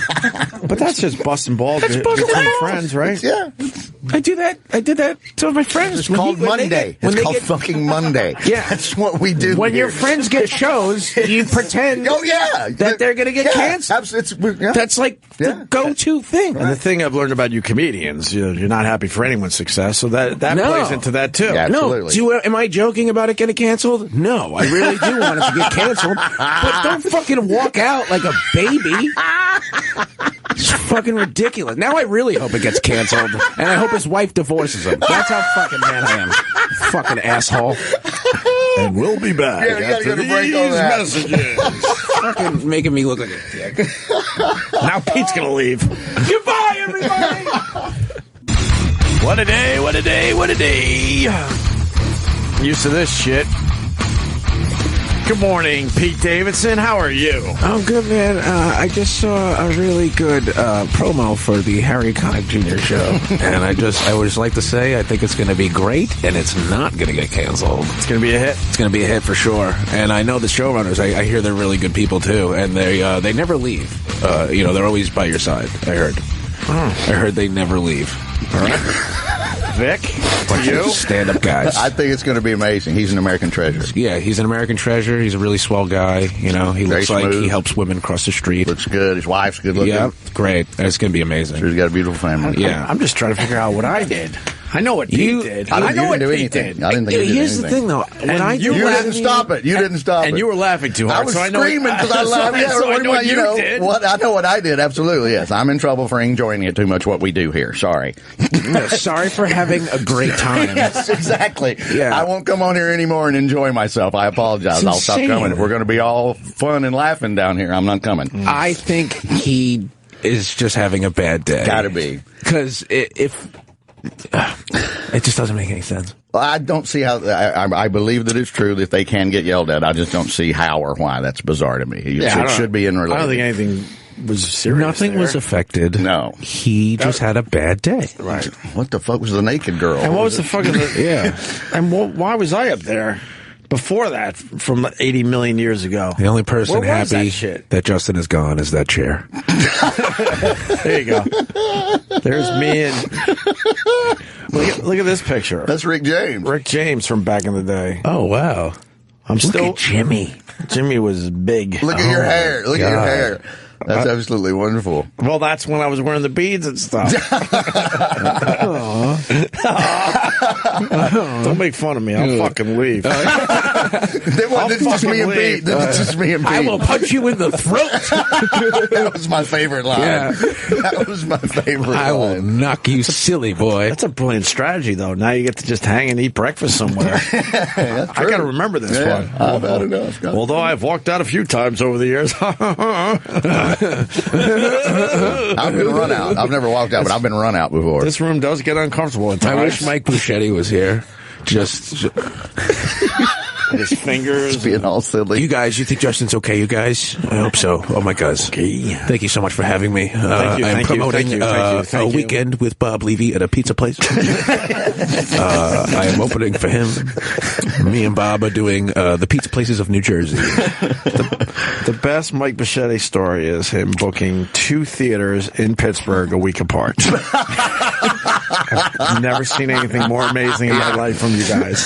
That's good. 2 theaters, Pittsburgh. Sure. Maybe 2 weeks apart. How'd he do, Maybe Ope? 2 weeks. He canceled both of them. We were looking at him like, what the fuck are you doing? That's so good. We had to actually sit him down and talk to him. Sure. Oh man, I'm like, poor what Mikey. are you fucking doing? know. He really. There's what not he a did- comic that comes on this show that could get 2 theater shows in Pittsburgh. Yeah. No. A week No, apart. that's really hard to do. There was, there was a time where I really felt really bad when he was on Artie's show because, like, he thought he was really famous. Yeah. And I, like, felt so terrible. Because, like, He's lovely. He's really sweet. he's the sweetest guy in the world, but like he would be like, yeah, I'm going to audition for this new Marvel movie, see if I could be a superhero, and I'd see if he could be a super. Well, he did a superhero thing online. Yeah, Tubby Man. Tubby Man.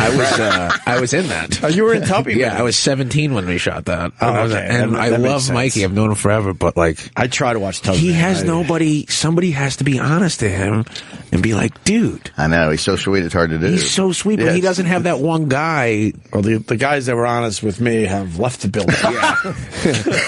Yeah, So hopefully forever. I'm back to doing Tubby Man. Oh man. I don't know. If I mean, you coming can back. find someone else to type into Google, That's it. right? That's it. Really. That's going to be it. I don't know if they're coming it's back. really over. I don't That's know. it. Yeah. What a fucking exit, huh? No. He zipped up his leather jacket and hit the road.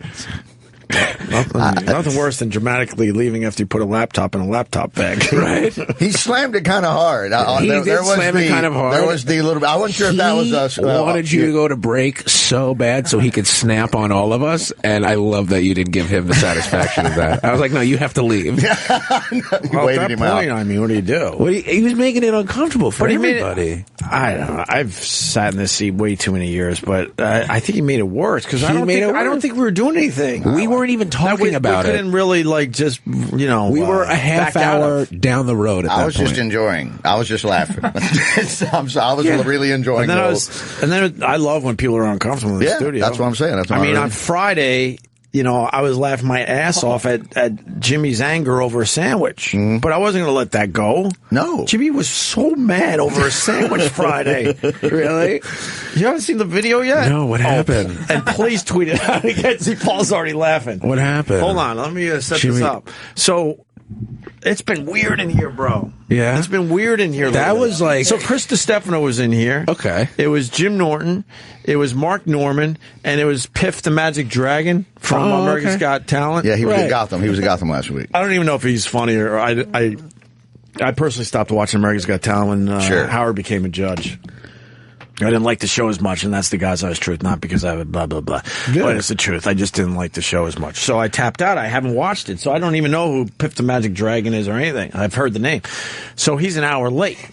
So I go to Roland, what's going on? And Roland said he's late because he just flew in from L.A. on a red eye. But it turned out he flew on a red eye like a day prior. That pissed off Jimmy.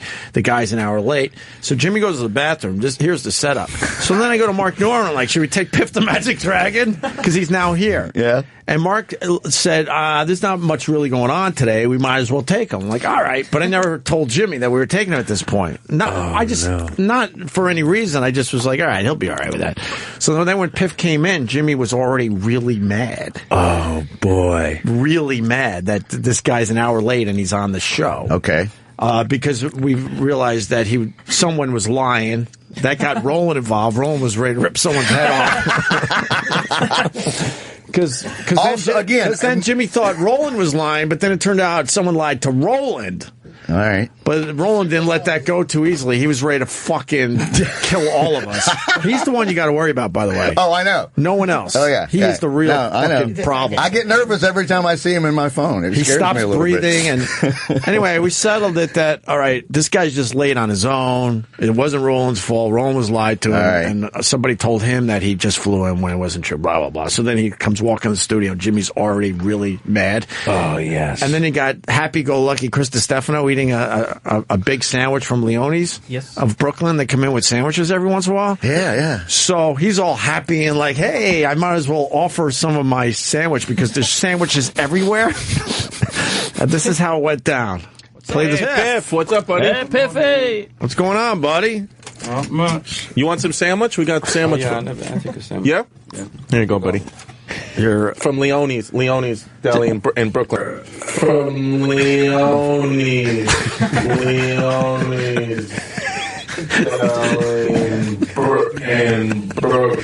Why would you hand a magician a sandwich when he walks into the studio?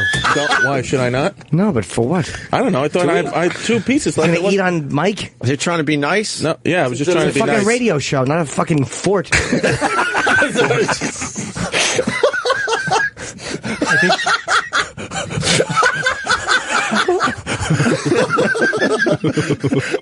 Look at his face.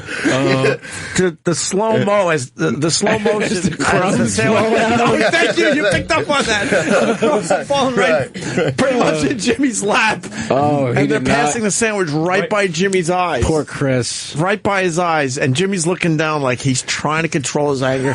He wants to bite Chris Stefano's arm so bad. Yeah, this is great. So continue, please. You're from Leone's Deli in Brooklyn. From Leone's. Look at Jim. Leone's. Look, he's disgusted.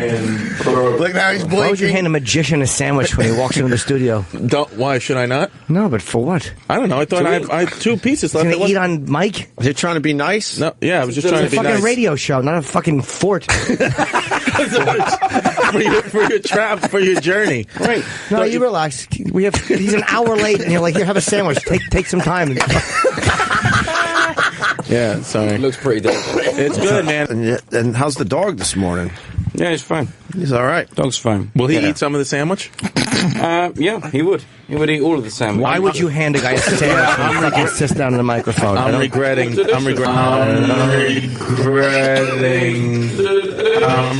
because I can't. And you know there's an edit in there, obviously.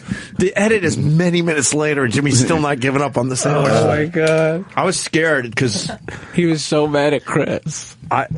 Paul edited that video brilliantly, and that was well done. And a lot of cuts. I laughed. I watched that thing like 15, 20 times. Why would you give him a sandwich? and I was scared to show Jimmy. I showed him at the Wellmont before his set. I go, you got to see this. And in all fairness to Jimmy, he was laughing his fucking ass off. Of course. And he also said he apologized to Roland. He did, right? Okay, so everything was fine in the end, but I couldn't get enough of the sandwich. That's awesome. really funny. You see the Stefano all happy, like, hey, oh, yeah, hey, you want a sandwich, buddy? Hey, how are you doing, man? Welcome in. Why the fuck would you give him a sandwich? A magician. Who needs this? Why would you give a magician a sandwich? But there were sandwiches everywhere. They should put that on a T-shirt. Mm-hmm. It's just what you would do. Why would you give a magician a sandwich? Oh, my God. Fucking epic. He is just immediately disgusted. But how it's being handed right in front of Jimmy's face. The crumbs are falling on Jimmy's lap, more or less. Oh, dude, I will watch that another 10 times. That's a great video. He's just staring. He wants to bite Chris so mad from the jump. And then when the little Krishkas fall... He was mad for the jump. Did the guy do magic on the show? How do you do magic on the radio? He's wearing a fucking dragon costume. He's committed. He was all right. He's Australian or something. We made it work. He's not American. He's from England. Okay, there you go. But no one cares about him in England. Oh, really? That's what he said. So he's big everywhere else, but not where he's big from. In the States, probably because America's Got Talent. Oh, right. Well, I would assume from America's Got Talent. Why didn't he do Britain's Got Talent? That's what we asked. And I don't remember what he said. Right. I was, after the sandwich, I basically didn't hear anything else. That's one of the funniest fucking things I've ever seen. I think it is. No, my favorite is his eyes when the little Krishkas fall. Yeah. Just a little piece of lettuce. Yeah. It's like a little piece of those shredded lettuess. He was going to let it go. Yeah, there it goes. Yeah, as soon as that little piece fell, he was like, it's fucking over. Look, he lowers his eyes. What a friendly handoff of a sandwich, though, from Chris Stefano. Like, that's like maybe the nicest sandwich handoff ever. He's just being a sweet guy. You also got to watch for Mark Norman later on. He's like uncomfortably like wiping his mouth. You saw that, right, Paul? Yeah. So Mark's uncomfortable on the left. Oh God, I blame Mark Norman because I asked. Was Mark Norman just like, hey guys, fucking loosen up the mood in here. See, look at him. Yeah, there he goes. Wiping his mouth. He had no crumbs at that point. Anyway, so it's been weird in here lately. And then we had what happened today. The Stangles have walked out. Yeah, it's all OJ's fault. You think? Absolutely. What the fuck's up with this knife? They found a knife. I know they found a knife. That has nothing to do with the killing. I think that's a Swiss Army knife from 92. Yeah, it's like basically what they trimmed the hedges with in the in the thing. Oh, is that what's the latest? I mean, that's what I've reading off of Twitter headlines. I assume that's what it is, but I don't think it has anything to do with the murder. I think it's like clipping, yard clipping, or. But he might have said, "This will be good enough," and went over there. Well, I heard that's in a dumpster at O'Hare. I heard he could. Can't he literally be like, "I killed that girl," and they can't do anything because the trial's double jeopardy. over, right? But then someone was trying to explain further that there is a possibility they could. I don't know. They could figure it out again. I mean, like, we need someone that really knows this shit because I heard double jeopardy all weekend, and then someone else said, "No, actually." And then I got bored with the explanation. I moved on to something else. Yeah, look, what are they saying in this article? There's nothing they could do. Nothing. Police cited the double jeopardy rule. It is. Yeah, he's been acquitted. Right. Been acquitted. There's nothing we can do. Copeland said. Didn't he write a book? Police called. Yeah. That he did it? Or like, if I did it? But the if was in very tiny font. That's just rubbing it in. Look at the font. The if being in tiny font was a re-edit from one of the victims' family members. This was the original cover on the left. Right. And then the family re-edited it so the if was much smaller. Oh. Nice. I didn't know that. Yeah, but didn't they... What, they had final say? Yeah. They didn't even the Goldman family. Release it, right? The book wasn't allowed to be sold. Is that true? Because I feel like that book should be everywhere. I've never seen it. It was out. Wait, why does it say by the Goldman family? I thought it was in... They took over the book, and then proceeds went to the Goldman family. So they decided to... Okay, gotcha. So and that's why he wrote it, and then he gave the funds to the family? He wrote if... in white, and then I did it in red, so that they were fooling around with the original cover, excuse me. Then the Goldman family got involved, and they made the if extremely tiny. And they made the subtitle to Confessions of the Killer. Confessions of the Killer. They were allowed to do that without OJ's approval. I like the one up there that looks like a rom-com. The pink. Like, what's this wacky guy exactly. doing? It's Reese Witherspoon and Adam Sandler. Yeah. If I did it. La la la la. So that knife, they're starting to say is bullshit. Yeah. It's they said, go back to that article. It says the knife's all rusted out. And have you been watching It is dirty, muddy, and rusted out, but you guys want it, the worker apparently said. All right. I've been watching the show. Yeah, we're up to 5 now. Fucking awesome. They saw the first 6, so they're ahead of everybody. They released 7, 8, and 9 for us. Oh, yeah. Wow. On the special website. I saw number 5 last Tuesday. So I think I'll be back in today. Yeah, it's great. There's only been 5 so far. Waiting for it every Tuesday. We got to see the first 6 in the first week, Pete, and now. Yeah, but they don't give us the rest of it, so then we have to wait a month and a half to get. Travolta's fucking amazing. I hated him at first. You didn't like him at first? I thought it was so cartoony. I was thinking like an SNL skit. The first 20 minutes, I was like, and then all of a sudden, now he's good. I got adjusted. Yeah, I like it. The only person I don't like is Nathan Lane. Thank you. You're the first person. He's the only dude I don't like. His most hated. Yeah, I've been saying this. Everyone's like, he's very like, yeah. He looks like an SNL character. Yeah, it's very uncomfortable. I am F. Lee Bailey, and it's like, all right, dude. Well, Robert, right over the top. I do like. Let's have a martini and discuss this. I like the guys that they brought in with that great scene when they bring in.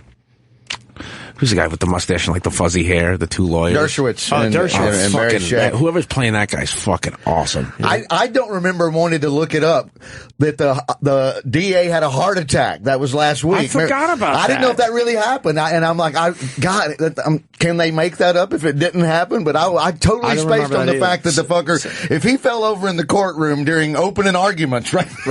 There it is. Yeah. If he fell over, see, he really didn't. There you go. Really suffer a heart attack in court. So what? They just added that? See, look, the TV writers usually have their fingers on the pulse, but the heart attack. They're really pushing the Kardashian thing too. Well, We talked about that last time, right? Yeah. Said he complained of chest pains during a strategy meeting later and was taken to the hospital after it was over, but he never fell down in the courtroom like they showed last week. Because I couldn't. I was didn't need that. They got plenty of other shit. That's what I'm saying. I was sitting there watching. I'm like, God damn it! I hope this happened, but I don't think it did. I remembered the fucking assistant DA falling over in the courtroom with a heart attack. There was so much crazy shit going on. Were you even born when this hit? No, I was 94, I was born. 95 was the trial. I'm 93, so I wouldn't have. We lived through this. That's why this thing is so fucking good. Well, that's why I was like, was he really driving around in a Bronco? Like, holy shit! I was watching this. I was like, what the fuck is this? This is real? Go see the actual news footage. Yeah. It's just as good. It's crazy. They cut in on the NBA Finals, Pete. How about game 7? That's real? Yes, they cut in on the goddamn NBA Finals. Wow. Yes. I hope it happens again. Not like what channel, I hope what it channel was the NBA again. Finals? I don't know. But Not that it matters. It was on NBC. I hope something like this happens in my lifetime. Yeah, because Brokaw. Not like a murder. I just want like someone on the run. Some like, zeitgeist so crazy cool. thing. Yeah. Pete, let me walk you through this. So the Knicks are playing the Rockets. It was that year, right? Yep, Houston. Wow. Game 7, Pete, of the NBA Finals, and the executive somewhere is like, we got to go to the fucking the Bronco chase. So yeah, so they put the game in the tiny box in the corner. That's actual footage. Yes, yeah, that's what they. Anthony Mason, who's now dead. Jesus. Wow. Anthony Mason was an animal for the Knicks. Beast. Yeah, he was great. So they went small box for the game, and there's here. Look, that's fucking real. Yeah, that's crazy. And he had a gun to his head in the back. I don't know. Yeah, Al Callen's driving, and he's sitting there with a gun to his head. In Orange County right now. We understand from the you would think he would drive a better car than a Bronco. He is armed with a gun. Apparently he's holding a gun to the head of his friend, Al Cowlings, who owns this car, who also disappeared with Wait, they're holding the gun to Al Collins? That's what she said. Yeah, OJ was in the back holding. He was in the back holding the gun to his head. It made it sound like I thought. Yeah, it sounded like she screwed up right there. Oh, okay. That's fucking. But anyway, yeah, that's from '94. Did you notice when Kim Kardashian in the show, the little Kim Kardashian goes, she was like, "We're famous now," and then Schwimmer goes, "Yeah, but that's not how us Kardashians are going to act. Yeah, we don't care about fame." Yes, someone who put that whole show together really doesn't like the Someone Kardashians. really doesn't fucking like them. The Kardashians. We are Kardashians. We are respectable, young. How about them cheering Kardashians? Kardashians. It'd be great if she's just like making out with like a bunch of black dudes, just like foreshadowing. Just a lot of, that's what we're going to see in an upcoming episode. She's just like shaking stuff, like always like giving jerk off motions. All right, look at Rob. They should make him fat, just as a fuck you to them. Supposedly lost 40 pounds. He lost 40 pounds. I was just reading that the other day. Good in for my him. Gossip column. I actually like him. He's not ripped like Pete Davidson. He seems like the normal one. No, I like him a lot. He gets the most shit because he's not in the public eye, but supposedly he's more down earth. I think he did the most baller shit ever. He didn't show up to Kim's wedding. I was like, that's fucking awesome. That's fucking gangster. So gangster. Yeah, he's but I'm he's loving Black China people. now. Still? Yeah, he's with that's Tyga's baby mama. Ooh. Which is kind of fucking weird, isn't it? Yeah. Because isn't Kylie with Tyga? I don't even and now care. They used to be, I think. Kylie's with Tyga, and now her brother is with Tyga's ex? It's just ancestrally hoary. It's just very weird. It's awful. I feel like everybody in that house is just wide-legged open. Just legs are open. Right. At all times. They're literally whores. They're fame whores. They're whore whores. So They're just hot, hoary. though, all of them. They're all hot, and I would get them all pregnant, and I would be so nice to all of them. I wouldn't at all. Where you at with Caitlyn Jenner? What am I? I don't know. I haven't seen the show, but It's like, weird. It's just I think it's cool. I mean, if she's happy or whatever, it's yeah, fine. I agree with all that, but I mean, you're not allowed to say it's just weird. Yeah. It's Sherrod Small pointing out the Joe Klecko knee. It's just everything. Nobody's been able to make a joke about it. You're not. You're just kind of not allowed. Why? So even SNL, you guys really are not really touching it. I don't think we've touched it. I don't think anybody's gonna. I think South Park did it, right? Have you guys been talked to about it over at SNL? No, Leave it I don't alone? even think anybody's brought it up. I think it's just one of those things that's like, just not right. I think you get. It's such a new thing that I feel like it. You know, if we go, hey, you've lived here your whole life. If we went to 49th Street and 12th Avenue right now, there's 11 Caitlyn Jenner standing over there right now. Right. Yes, and they don't have a Courage Award or anything. I truly don't understand the appeal of the tranny. I know Jimmy's into it. A lot of my friends are into it. I don't. What's the appeal? I don't get it. I don't know. I think it's like. Just no, like they have penises. Good. Because it's so taboo, maybe? I guess it's just because it's like they're not supposed to have it. That part of it is the turn on, that it's so taboo. How is it courageous to let Ryan Seacrest give you a TV show? How is that courageous? She looks better as a woman, if that makes sense. Well, there's some shots that of her that you cannot believe it, actually. She looks gorgeous in some pictures. Give her another year or two with the hormones to really kick in. Yeah. But, man, how bad is it that you decide to turn into a 65-year-old woman? Yeah, it's, That's for the young, isn't it? She's killing it. I think if you're going down that road, that's for the young. Wow. Look at that one, right. Look at that one. She looks fucking beautiful right there. Yeah, but then show them the Joe Klecko knee. Let's get everyone back on the same page. Thank you, Schwartz. By the way, did you see the fucking... Hold on. Before I continue, do you remember the chick that got the cover? Oh, Jesus Christ. Look at the Joe Klecko knee. That knee has hit a few hurdles. That's a Joe Namath. That's a Joe Theismann leg. Yeah, that's crazy. Did you see the chick that got Sports Illustrated, the heavier one that was hosting the red carpet? The plus-size model. The plus-size model that everybody here that was saying was too big and we wouldn't fuck her? You. Oh, there she is. Yeah, her. Okay, can you please look her up? Yeah, but she lost weight. No, maybe. No, she lost weight. That's the difference. Her She's got a great face, and of course she's got a really nice... Her face is amazing. Her face is amazing. Her boobs are amazing, but the fucking bottom half is rough. If you could see what she wore for the Oscars red carpet, if you could find that, she looked bananas. She's just too big. Oh my God! Look at that. That's too big in the hips. I don't know. I think I'm with Pete. She looks great. Fucking awesome. That's a good-looking woman. 200 pounds. Will you guys wake up? Whatever. I mean, the face tricks you a little bit, but I like the thickness. You don't like the thick? It's a big girl, man. I like it. I'm with it's not Pete. for me. Yeah, I like it. What's wrong with that? What? She's got a gunt. There's nothing wrong with that. Who cares? Right. Rub it. Look Kiss how it. fucking hot she Kiss is. it. Love it. Lick it. What's wrong with that? The boobs are nice, though. The face is beautiful in the face. Looks bananas. So you're in. I'm all in with her. You can't tell he's got a boner now, but he's wearing leather pants. You can't tell. Yeah. But then you're not allowed to say that the fat thing is not your thing. You're not allowed to say shit anymore. It's not so stupid. Yeah, it's so. I don't want anything to happen to her. That's the difference. If when you start going down the road, the hate road, then that's different. But you're not even allowed to say that she's too fucking big. Yeah, it's like it's so. For me, I mean, there's guys. No, it's rough out there. There's guys that'll line up and say, "No way, man, I'm in." You can't say shit anymore. But you're not allowed to say that. No, and can't say. And then you're not allowed to say that she shouldn't be on Sports Illustrated swimsuit issue. Yeah, you can't even say that Harry Connick Jr. show's going to be canceled, and you're a fat piece of shit, Justin Stengel. You just can't fucking say stuff like that, You fucking fat piece of shit. Walking out, letting a little toddler bully you. How old are you? 22. Isn't that sad? He has to walk home into his wife and kids and go, I got bullied by a 22-year-old boy today, and he made me leave the studio. Look, she has to put her arms way up in the air so the boobs don't fall out. I see what you're saying. I see how it could be a turnoff, but I like it. I never liked the bigums. I agree with Pete. Look at that. Get the fuck out of here. What's wrong with that? Crazy. What's wrong with that? Thunder thighs. Oh, it looks like so much fun. Right. Right? It looks so good. I'm not saying when, I was putting up numbers, I didn't go that way from time to time, but nothing like, I don't know. Well, how were they telling her to model? All right, now roll over. Roll over. I think she's fucking beautiful. Her video. All right, look, that's amazing, right? But fuck.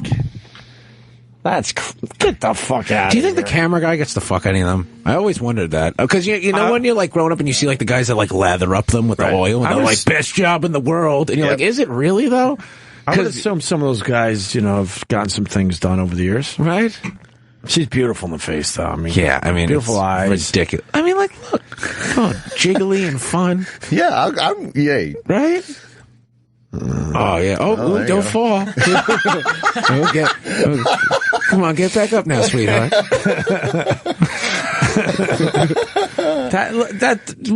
you out the panty shot at least? Cause, you're telling me you would slap an ice cream cone out of her mouth? Because I sure wouldn't. I'd be like, finish it. Mm-hmm. Those are giant panties. Giant. Yeah, but she's like 6 feet tall. She's like 6 feet tall, like 200. That's awesome. Could you show another model from the swimsuit issue to wake Pete up? I'm in love. I do hear what you're saying, but now I got to wake you up. It was Goodell, Nina. Roger Goodell. Nina. Very nice spread. Nina. Now look at Nina. Okay, let's see. Look at Nina.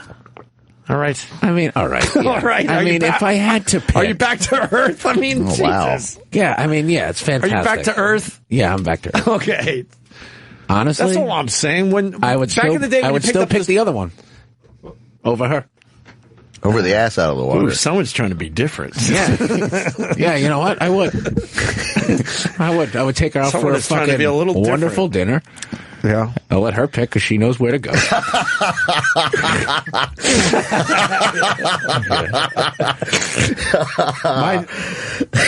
Me and Vic are about the same age. Swimsuit issue when we were coming up was like a fantasy issue. Like everything was perfect. I still jerk off to them. And then now they feel like they have to include everybody. Like they had an older broad in there now. It's like giving shitty kids trophies. Like kids that suck at sports. It's worked this way into the Sports Illustrated. Yeah. I'm sure there's a market for a fat broad in a magazine, but now it's Sports Illustrated. Sports Illustrated felt like like Fat Broad magazine or something. Get these fucking pigs a magazine. Jesus fucking Christ! Stop fucking. We're trying to jerk off over here. We're trying to jerk off here. There's a Fat Broad magazine. We used to have the model on our show, our old show. Come on, older listeners, help me out. Chubby, cute girls are like the fucking cutest thing in the world. Yeah, I'm like, you're absolutely, yeah. I'm with you 1,000,000%. You're not necessarily wrong, but you need youth on your side with that shit. Yeah. Nothing cute about an older chubby when lady. You see a younger... And that is Justin Stengel. When you see a younger chubby girl, all right. Yeah. Let's make a bunch of Justin Stengel jokes. Yeah, Travis. What was the name of her magazine, though? I don't know. Eric just told me that her name. Mendy, she was in a magazine. It was a chubby magazine. It was a chubby porn magazine, I believe. Oh, Justin would know. Mendy Adams? Was it Mendy Adams? Justin would know it in a heartbeat. He wouldn't even have to Google it. He would just know. Boom, right off the top of his head. Oh, yeah. I was just jerking off to that. Let me go to my Twitter. Someone's probably got it out there. I need an old timer. Oh, yeah, we need... This is where they come in handy, when they type stuff into Google. By the way, it was nice meeting a lot of listeners at Jim Norton Show. For real. Everyone couldn't have been cooler. But don't bring your teenage kids around and say, when I first started listening to you, that this kid wasn't even walking the earth. Oh, it's so fucking weird. I'm like, fuck, how old am I? By the way, dude, I get more people coming to the shows yelling fucking Rick than like anything. Oh, really? Yeah. Good. People just go, the second I come out, someone will go, fucking Rick! Rick could have taken that the wrong way. Yeah, he didn't. He didn't walk away. Let's see. No one has the name of the magazine. It's going to bother me. I would love to be Rick Springfield. Just have to have the balls to just sit there and be like, yeah, Jesse's girl. That's it. That's it. That's all I ever just needed be to like, do. That's all I ever need to do. I am Jesse's girl. What was the name of the Chub magazine? What, you yelled fucking... You kept saying fucking Rick over and over. You haven't heard this yet? No, I didn't know this. Man. I feel guilty tweeting it again because I feel like everyone has seen this. Rick Springfield tried to be funny, and I fucking put him tweet in his it place. again. You got him? Yeah, watch this. This is my first time ever in. I've always been afraid of any type of antidepressants. I'm on Lexapro. I've been on Lexapro since I was like 10. Okay. Well, you're what are you, not 12? So it's probably not effective. Hey, fucking Rick!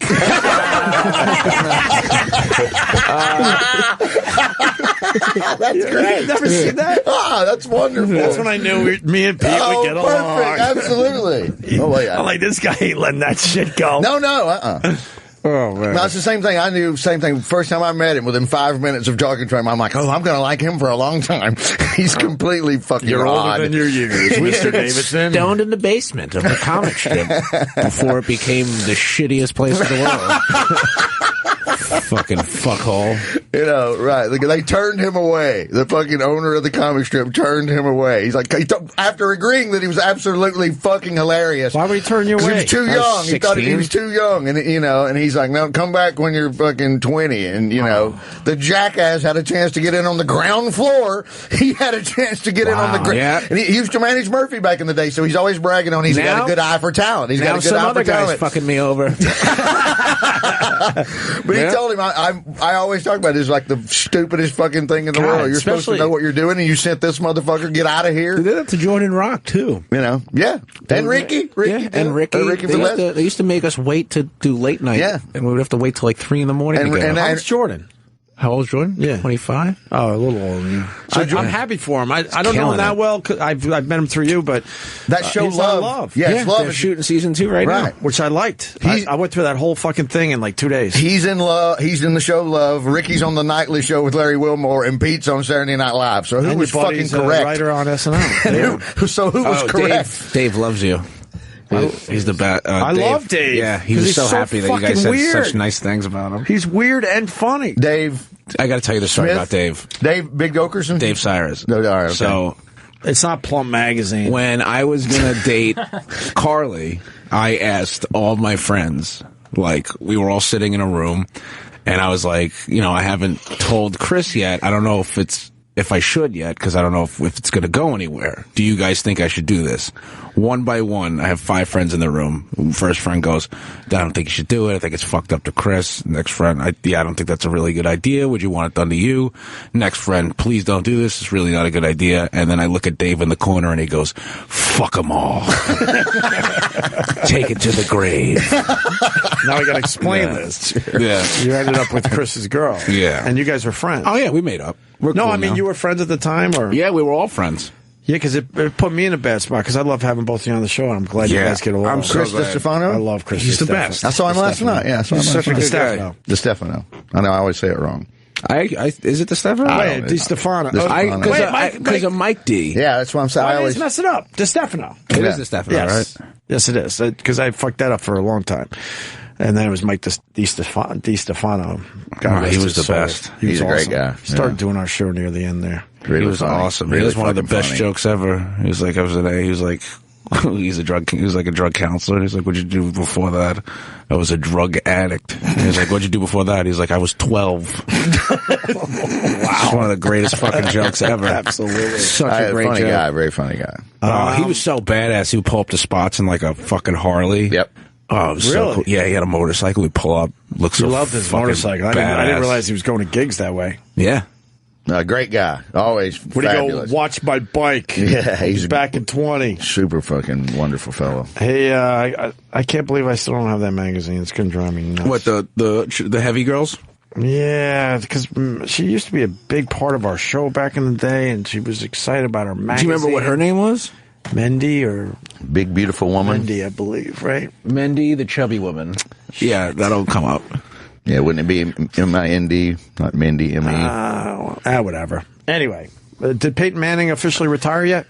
He's announcing today, I believe. The press conference was for today. Thank God. Imagine if he came back. Oh, you can't do that. He's getting his ass handed to him. Yeah, you can't do that. I think it'd be fun just to do the loop around the league and maybe the walk home tour, like Kobe's doing. Dude, they beat the fucking Warriors last night. I watched that game.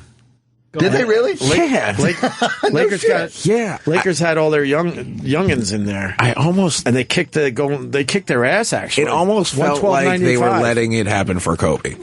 But they're so close to the record. They would never do that, right? What's their record now? Like fucking 55-6. 55-6. They can only lose 4 more to tie the record. Well, they have to win 17. They have to go 17-4. They got 21 games left. They'll fucking do that. 72-10 is the record by the Bulls. By the Bulls. I think they might go like 76-6. I like that they lose games like this. Well, that was the easy win. The Lakers are 13-51 this year. But they've lost weird games, like they lost to the Bucks. But that usually is how it works. The back-to-backs, the second game and the back-to-backs are always really tricky. So they beat Oklahoma on Saturday night and then follow that up with a pile of shit on Sunday. Keep in mind, they just won 27 games in a row. Yeah, like, you know what I mean? love them. You better be paying attention to what's going on here, because if they do this 72-10 thing, whether you like hoops or not, this is a fucking amazing thing that's going on. It's sick. You know how hard it is to go 72-10? It's fucking bizarre. It's so fabulous. And these guys on 90 levels. And what? And fuck. I need to go to the standings, and then I can explain all that. Because any other year, San Antonio you'd be paying attention to what San Antonio's doing. Full standings. San Antonio's 53-9 and in second fucking place. That's what I was getting at. Can you imagine being in second place and being 53-9? They're both going to go undefeated at home. Maybe I'd love to see that. I don't think that's ever happened. You know what? We could have 2 72-10 teams. The Spurs got to really not lose a game now. Yeah, they can only lose one more, but that would be. But that's what I was trying to say there. As I was, the Spurs are having an amazing year too, but no one's paying as close to it. No, because right, they're going to be a second seed at 53-9. They're 53-9. Exactly. Can you get a 2 seed? Can you imagine going in at a 2 seed? Right. That's crazy. I would love to see both of them go undefeated at home, because I don't know if that's happened. It's never happened. I don't think so. I doubt it has happened. Not 2 in 1 year, I would think. Wow. I'd love to see that. 30-0, and Golden State's 26-0. That means they got a few more home games. They got 15. They got 15 left. They're 41-41. So Spurs have 11 left at home. Oh, right, 15. You're right. 8 and 55. Who is that? Probably the Sixers. Yeah, Philadelphia's horrible. Wow, bro. Right. Sixers have had a not even like rough go at it. I think they've had a while now. The last 5 years horrible have been disgusting. Probably even longer. Well, they keep trading everybody, all their young prospects. They keep getting rid of them, and it's been like that since they got rid of Iverson. They had Corver. They got rid of him. Weren't they supposed to get Wiggy or Wiggins? Andrew Wiggins. They call him Wiggy. I don't know. I don't know. You know more about Wiggins is on the Cavs now. No, he went to the Wolves. Yeah, I think he's on the Timberwolves. And what's going on with LeBron James, if we're talking basketball? He was down there in Miami, and then he was basically telling people to go fucking deal with it.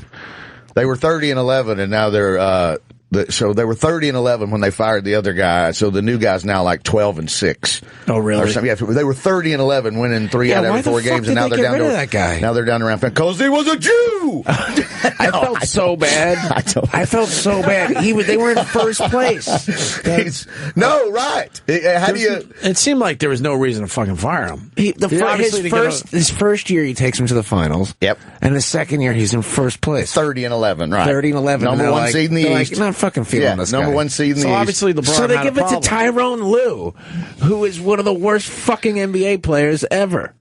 LeBron probably had a problem with him, right? That's how that works. They won't admit it, but something must have been going on. If the star player doesn't like the coach, that's it. That's all it takes. That's happened. He does look like a Russian mob boss, though.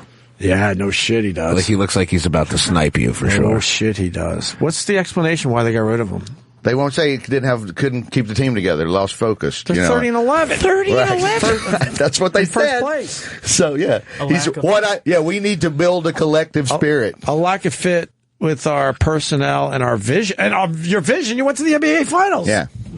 And they're the favorite to win the East again this year. How is that a lack of vision? Because when he took over the team, he had to kind of put it together. Yeah. He got the guys from the Knicks, and he pieced that whole thing together. I thought it was a ballsy move. The guy that only coached in Israel. It's a ballsy move to give him a job in the first place. And I was really happy for him, because I love weird ass gambles like that. So to get the guy that's only coached in the Israeli league and to have him be killing it, I didn't. Yeah, I wish we had him instead of fucking Phil Jackson running shit down over here.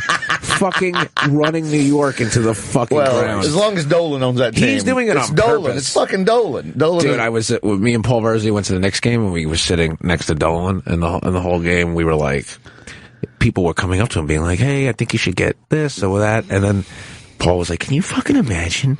Can you imagine just going up to Dolan and just like he's gonna actually fucking listen to you?" And then the fourth quarter, after we were a little bombed, he goes over and he goes, "Hey Dolan, are we gonna get Durant? Hey, what do you think of getting Durant over here?" Exactly. I was in Lexington, Kentucky 2 weeks ago, and that guy does not give a fuck. Calipari, and but those fans down there are the same thing. They won't. He can't go anywhere. They're like, "What the fuck do you call timeout for?"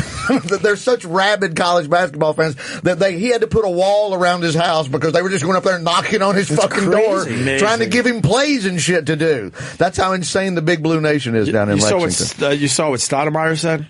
Well, but she shit on Carmelo, right? Or saying hinted that he was the reason why they got rid of Jeremy Lin, even though that contract was crazy. The contract was crazy. Give that, and also, let's not act like... I think you have to give it to him. He was bringing so many people back to the Knicks, but and the merch alone. In Melo's defense, they should have sucked it up and just said, "Fuck it, this is too good," because that was one of those once in a lifetime things that the energy that guy brought out of nowhere. Sick. But what has he done since then? He's on Charlotte. He still plays. Yeah. I think he's a starter. I think he's on Charlotte. He bounced around. He went from Houston to the Lakers, and now he's on Charlotte. There might have been another team in there. That was one of the sickest fucking things. It was insanity, bro. He got mad at Chris Rock doing the joke with the little Asian kids on the Oscars.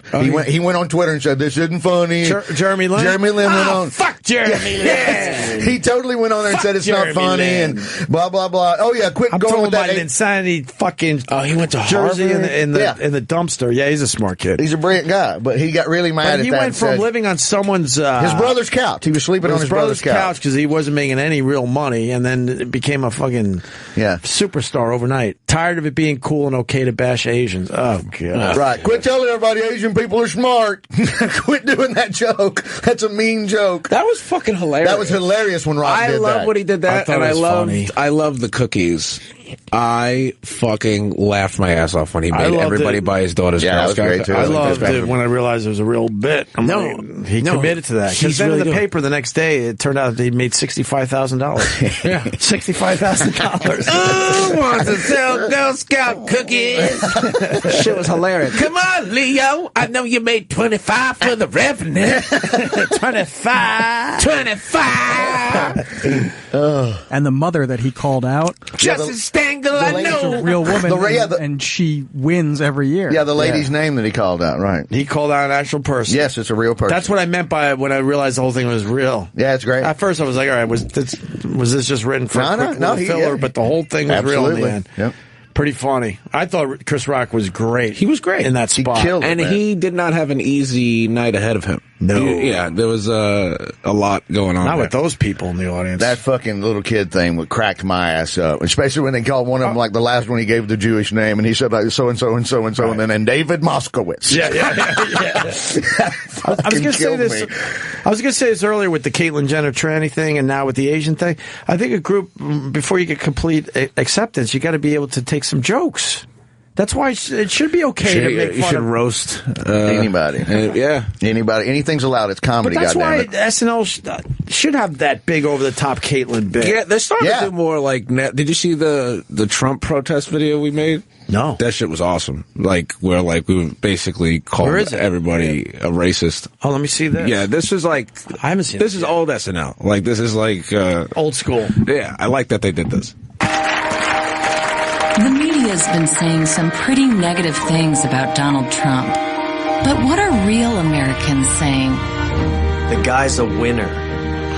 He's authentic. He's the only one who's actually created jobs. He literally wrote the book on negotiating. Trump's an outsider. Washington needs that. I think he can make this country great again. So when people ask why you support Donald Trump, you just tell them. He's going to take our economy from here to here. They went swastika? I didn't see this. Bro, it gets worse. But I didn't see this. I didn't see that. I didn't know this. This is wonderful, Pete. I didn't even know this went down. No, this is awesome. This makes me happy. I should have seen this by now. That is very old school. Wow. Yeah. He's not some cautious politician. He says what I'm thinking. I don't know what it is. I just like the guy. Some of his ideas seem a little out there, but I like that he's looking towards solutions. He's definitely not PC. This is my favorite part. Burning books, baby. Burning books. Burning books. Why do I support Trump? 3 words. Good at business. Wow, burning a cross. message from Holy racist shit. Donald Trump. That's really good. Yeah. Oh, that's old school. You're right. That's really old great. school SNL. From the same network that will have the Harry Connick Jr. show. Holy chalupas! God, it's gonna be a long day for the Opster. What I'm already depression? getting some text messages. What depression meal you think Justin's eating right now? Is it number 1 or 2 of the day? Fuck. Is he really texting you right now? Yeah. Is he like what could possibly happen? I mean, eventually. I mean, we all know that show's going to be doomed. Pete Davidson has single-handedly derailed the entire Harry Connick. Oh, you know how happy that would make me? Don't you wish you were that powerful? Oh my God, I would love to fucking. Did he just tweet it? I swear to you that I thought we were in range of fine there. We were. He was just being a baby. The looks I got on the way out, I'm like, oh. I knew when he yelled at Paul, I knew something was up there. They've been great for me. They're great guys. They've been great for me for the last year and a half. We love them. Great for me. They just act like a bunch of fucking pussies. A bunch of 45-year-old fucking pussies. That's okay. Just jokes. Just acting like a fucking baby. It's what we do. They know that. It's just jokes. They know what we do it all the time. They know what we do here. This is what do it all the time. And I haven't given him a shellacking in a really long time. And he wore that fucking dumb jacket. Right. That's what started it. And I knew he was going to go there too. That's why I was just sitting here ready to giggle because I knew that you were not. I can't wait. I'm just going to be mumbling to myself on the way home. Why did I wake up Pete? This day started with Pete. I'm going to in our office. I'm going to ask my guys if I could be a guest on Harry Connick Jr.'s show right now. That'd be great. How fucking funny would that would really be good. They'd be happy to have you, I'm sure. Yeah. I think that would be really funny. And then just wink at Justin the entire time. Oh, yeah, right. Oh, yeah. Just be like, hey, Justin, don't leave. What, are you going to leave this place too? Fucking penis. You just show up and go, I'm fucking everywhere, bitch. I'm everywhere. Don't you see this face? Don't you forget it. This is what happens when you play ball with the big boys. What do you think of Louis C.K. going after the Trump? Ask fans to stop voting for Donald Trump. Hey, man, compares him to Hitler. He is dangerous. At this point, we need anything we can get to get people to stop voting for this man. I'm always for Louis. Anything Louis does. He always has a very different take on things. That's correct. And so I love Louis at the top of his game right now. It has been for 5 or 10 years. And he's just killing I don't think it's a Hitler thing, though. I think that our system is I think it's in place to the point where I don't think even a Trump could really fuck things up too much.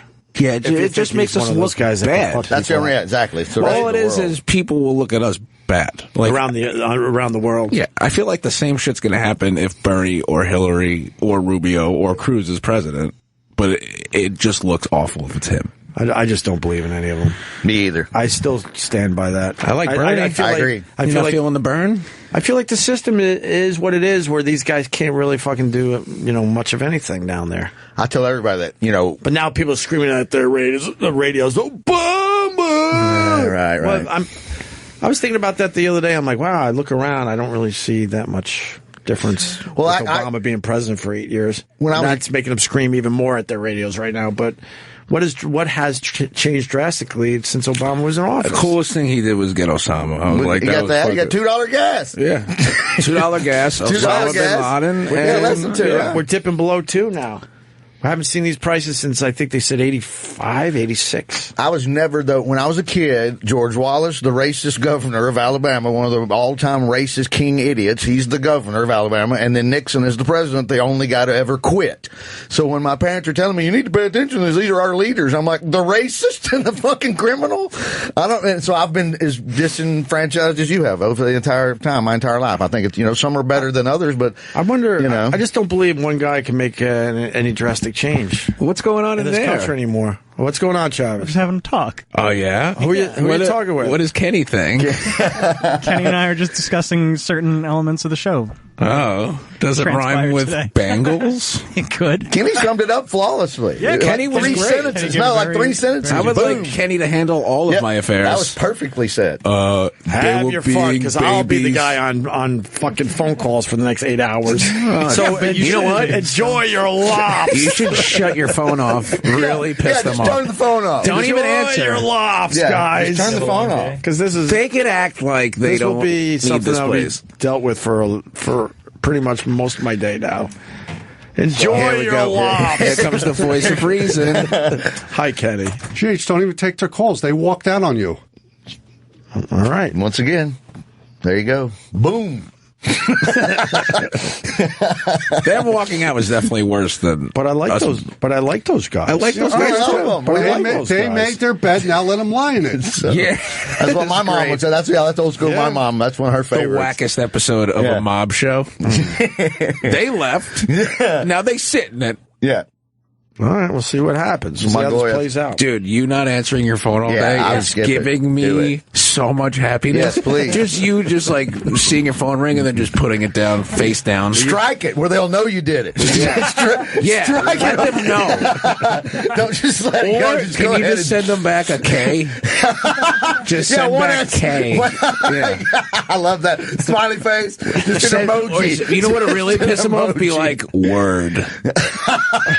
I sometimes I send feel a you. Say, can you write back? I feel you. I feel you, I like bro. K. I'm with you more. If you just send a K, I will literally kiss you on the back. Wait, you think that's how to handle this? If you just say K, you sure this will help the situation? Just say K. You really think just a That's K. it. Nothing but K. You really think this will help? Oh my God. I got a message from Justin. Maybe you should call them. Oh, can we read it? Yes, it says, "Me want food."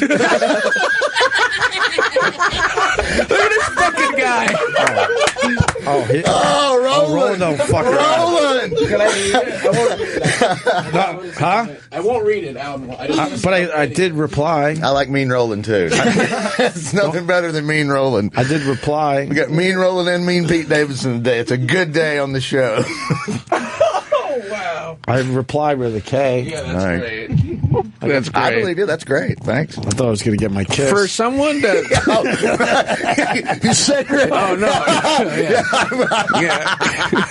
Yeah, I was really hoping that you wouldn't do it for the kiss. But no, for like... it's so babyish to send a text too. Like as he left the studio, he's like, "Ooh, I'm gonna tell him how I really feel now with my thumbs." Damn it, you know. Can I see the John Kasich clip real fast? Is he still in it? Pete will like this. Apparently he is. Yeah. Well, he's in it because he's going to win Ohio, so he wants to win Ohio at least. When is that? This week? I'm with Harry Potter? What? He's with Harry Potter. And does he really say that? And Reporters? Can I tell you why Mitt Romney's hateable?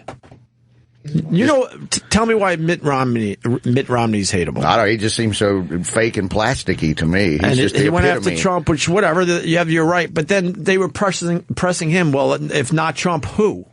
Yeah, he would not give his fucking answer, and then he's like, "Well, I want Rubio. He didn't run. I want Rubio to win Florida. I want Ted Cruz to win his home state of Texas, and I want Kasich to win Ohio." Yeah, what a fucking pussy! You know, he's hateable because he's named after mittens.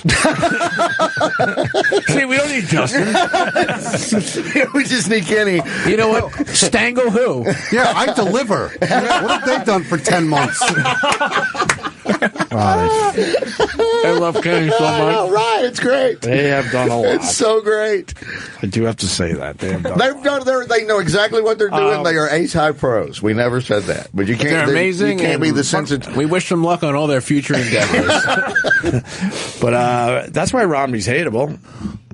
He's a jackass. He does not want Trump to be the nominee, but he doesn't have the balls to say, "But we should go with." Did you remember? Pick a guy. He's like, it's not time to pick a guy. And also, really? why It's time wait to till talk right all now to this start shit. saying this? Like, you're not saying anything that nobody else is saying. And if you had the balls, you should have ran for the presidency. I just can't. I'm so pissed Biden didn't run. That would have been fun. That would have been entertaining. If I had to pick a guy, Biden. If absolutely. you pressured me on a guy, I would have said Biden. Yeah. Right? Yeah, that's fine. But he would have to I be in thought the race. Jeb would have a way better showing. He just got fucking annihilated. And on the other side, I kind of like John Kasich because he seems more fucking with it. Do you remember when Romney's wife, she didn't know that you can't open the windows on an airplane? Oh, no. What? He was telling some story about her, and they have a private jet somewhere. Who said that? Romney? Mitt Romney's wife did not know you can't. She asked him what Doesn't he have a few wives? He's got. He does, right? Isn't he Mormon? He is Mormon, but he only has one wife. But she made some comment. She did not know about pressure. Apparently, she's never seen that James Bond movie where you can get something right. She didn't know. But she really believed that. What's the chilled out Jeb Bush clip? This is a Jeb Bush post. He ended his campaign. How are the deal, baby? Any words of wisdom there? Oh, it's good for him. He's just chilled out with some takeout. Yeah, he's eating a What salad. was he watching? Some Funny or Die video. Oh, he's checking out some Funny or Die. Oh, okay. And what's the Harry Potter clip? Kasich was being asked by reporters. They're trying to nudge him to just say something on Trump, and he didn't want to go that way at all. Here, I hope. Okay? But if I were to just attack Donald Trump now and call him a name, boy, it would be just... Kasich has resorted to the negative. I'm with Harry Potter. We're not going to the dark side. Thank you. Oh, he's I'm not going with to go to Harry the dark Potter. side. Nice. Well, that's what fucked up Rubio. Because Rubio said all along, I'm not going to go down that road. I'm not going to do the mudslinging thing. And now he's all in with that shit. But isn't the dark side Star Wars? The dark side of the Force? Or? Yeah, but dark side that's how fucking out of it he is. He's like, Harry Potter, Star Wars, whatever. I'm not fucking winning. But that's what hurt Rubio. When he finally started I think yelling. Chris Christie hurt Rubio. I think when he... that was fucking brutal, dude. And you know what? He's had his game together since then. Yeah, I would because say he this. was talking just in sound bites before that. If that never happened, I feel like he would be behind. He would be the guy. If Chris Christie didn't fucking shit all over his life. I really thought, I said it on the show a few months ago, that I thought Rubio would get the nomination. That's what I was hoping for. I thought he would just rise to the top in the end. Not that I don't want He's just the most normal one out of all of them. I don't know. Which is sad. Seems a little whacked. He seems a little cry-ish. He seems a little wacky, too. Seems a little whiny. I just can't believe these are our choices. But then Right, again, you said it 10 minutes ago, Wallace and Nixon. So this has always been sort of around. Yeah, exactly. A lot of fucking weird guys. Oh, man, when I was growing up and they could run the ads, the old racist guys could cuss and say all kinds of horrible stuff, and we would go to school the next day, because you'd be watching your afternoon cartoons, and all of a sudden, here's the Stars and Bars, and one of these old racist guys with an axe handle, and he's saying the N-word every other word, and we're in school. The good old days. For political ads? Yeah, but it would always have to be just like today. The following is a paid political announcement. We here at Channel 13 do not support or blah, blah, blah. And then there you would be at 3 o'clock in the afternoon saying the N-word every other word. Could we find one of these? You know, I doubt you could. It's from 1972 or something. Wow. You know, but I remember we would go to school in like the 3rd or 4th grade and going, what was up in the middle of the Little Rascals yesterday? Really? Who was the old mean guy yelling the N-word every couple of seconds? And it really just put me off on politics ever since I was a kid. Nixon's not going to be saying the N-word. No, Lester Maddox.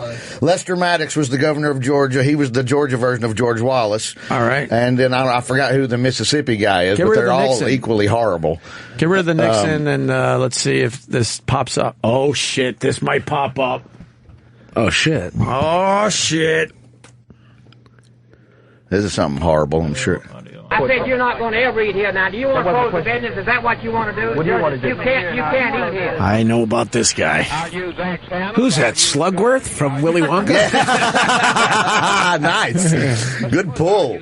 Say, we don't need those Stangles. He took an axe handle and beat up a bunch of black people. So later on the ads I was talking about, he was always sitting there with the axe handle in his hand, tapping his hand, reminding everybody that was his trademark from one of the most awful things. I want you to get me... He was the governor of Georgia, yeah. I hate black people, and I want you to get me an everlasting gobstopper. He did look like Slugworth. We don't have any of his old ads.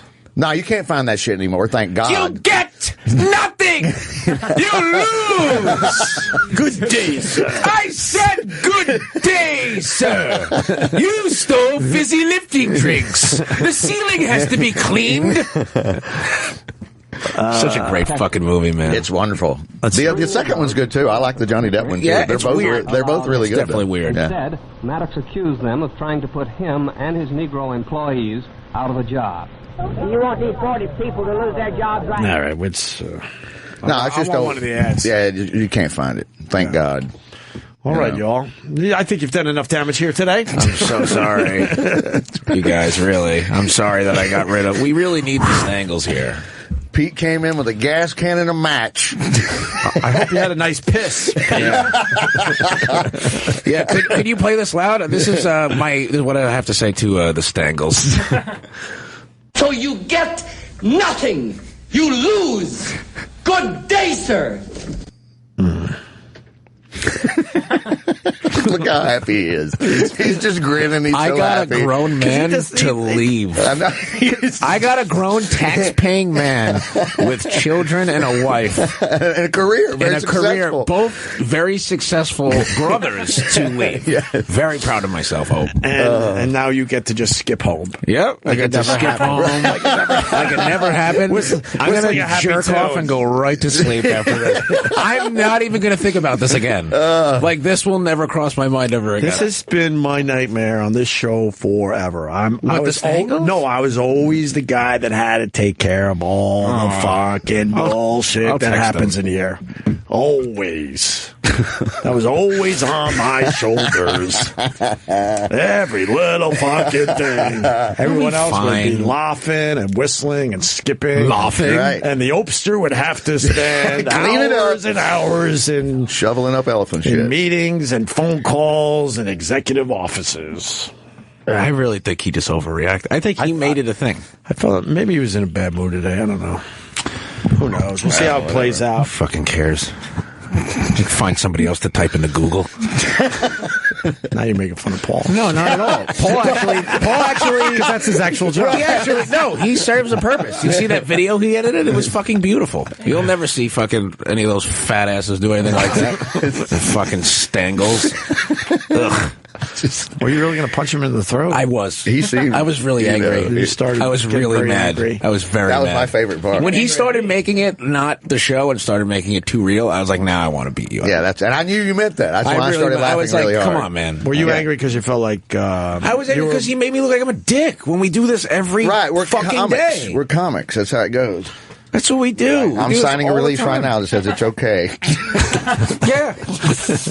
We shit on each other all the time. There's nothing worse than the comedian with no sense of humor. There's just nothing fucking worse than that. I can't stand it. Yeah, I don't think we were blowing up anyone's spot in the end. No. I thought We everyone would literally understand did that we're exactly what you do when someone has a show coming out. I bet you it gets canceled. As a joke. As a fucking joke. Now, I really hope it gets canceled. I've seen you guys do that over the years, so... All right. Ladies and gentlemen, Pete Davidson, thank you, buddy. So sorry for everything. That's fine. Don't worry about it, Pete. I will be at the funny bone and I go see Pete. The stocks just went up on White Castle, I was told. You're bigger than him. How does that work? It's easy. How does that work? It's easy. Fat Shane's fat. Yeah, and Roland's still here. Yeah, Roland doesn't We care. call Roland fat all the time, and he doesn't care. How are you a bigger guy that can make the fat jokes than the other guy? Because he doesn't walk away. Right, he doesn't care. It's brilliant. And there were jackets that fit me. He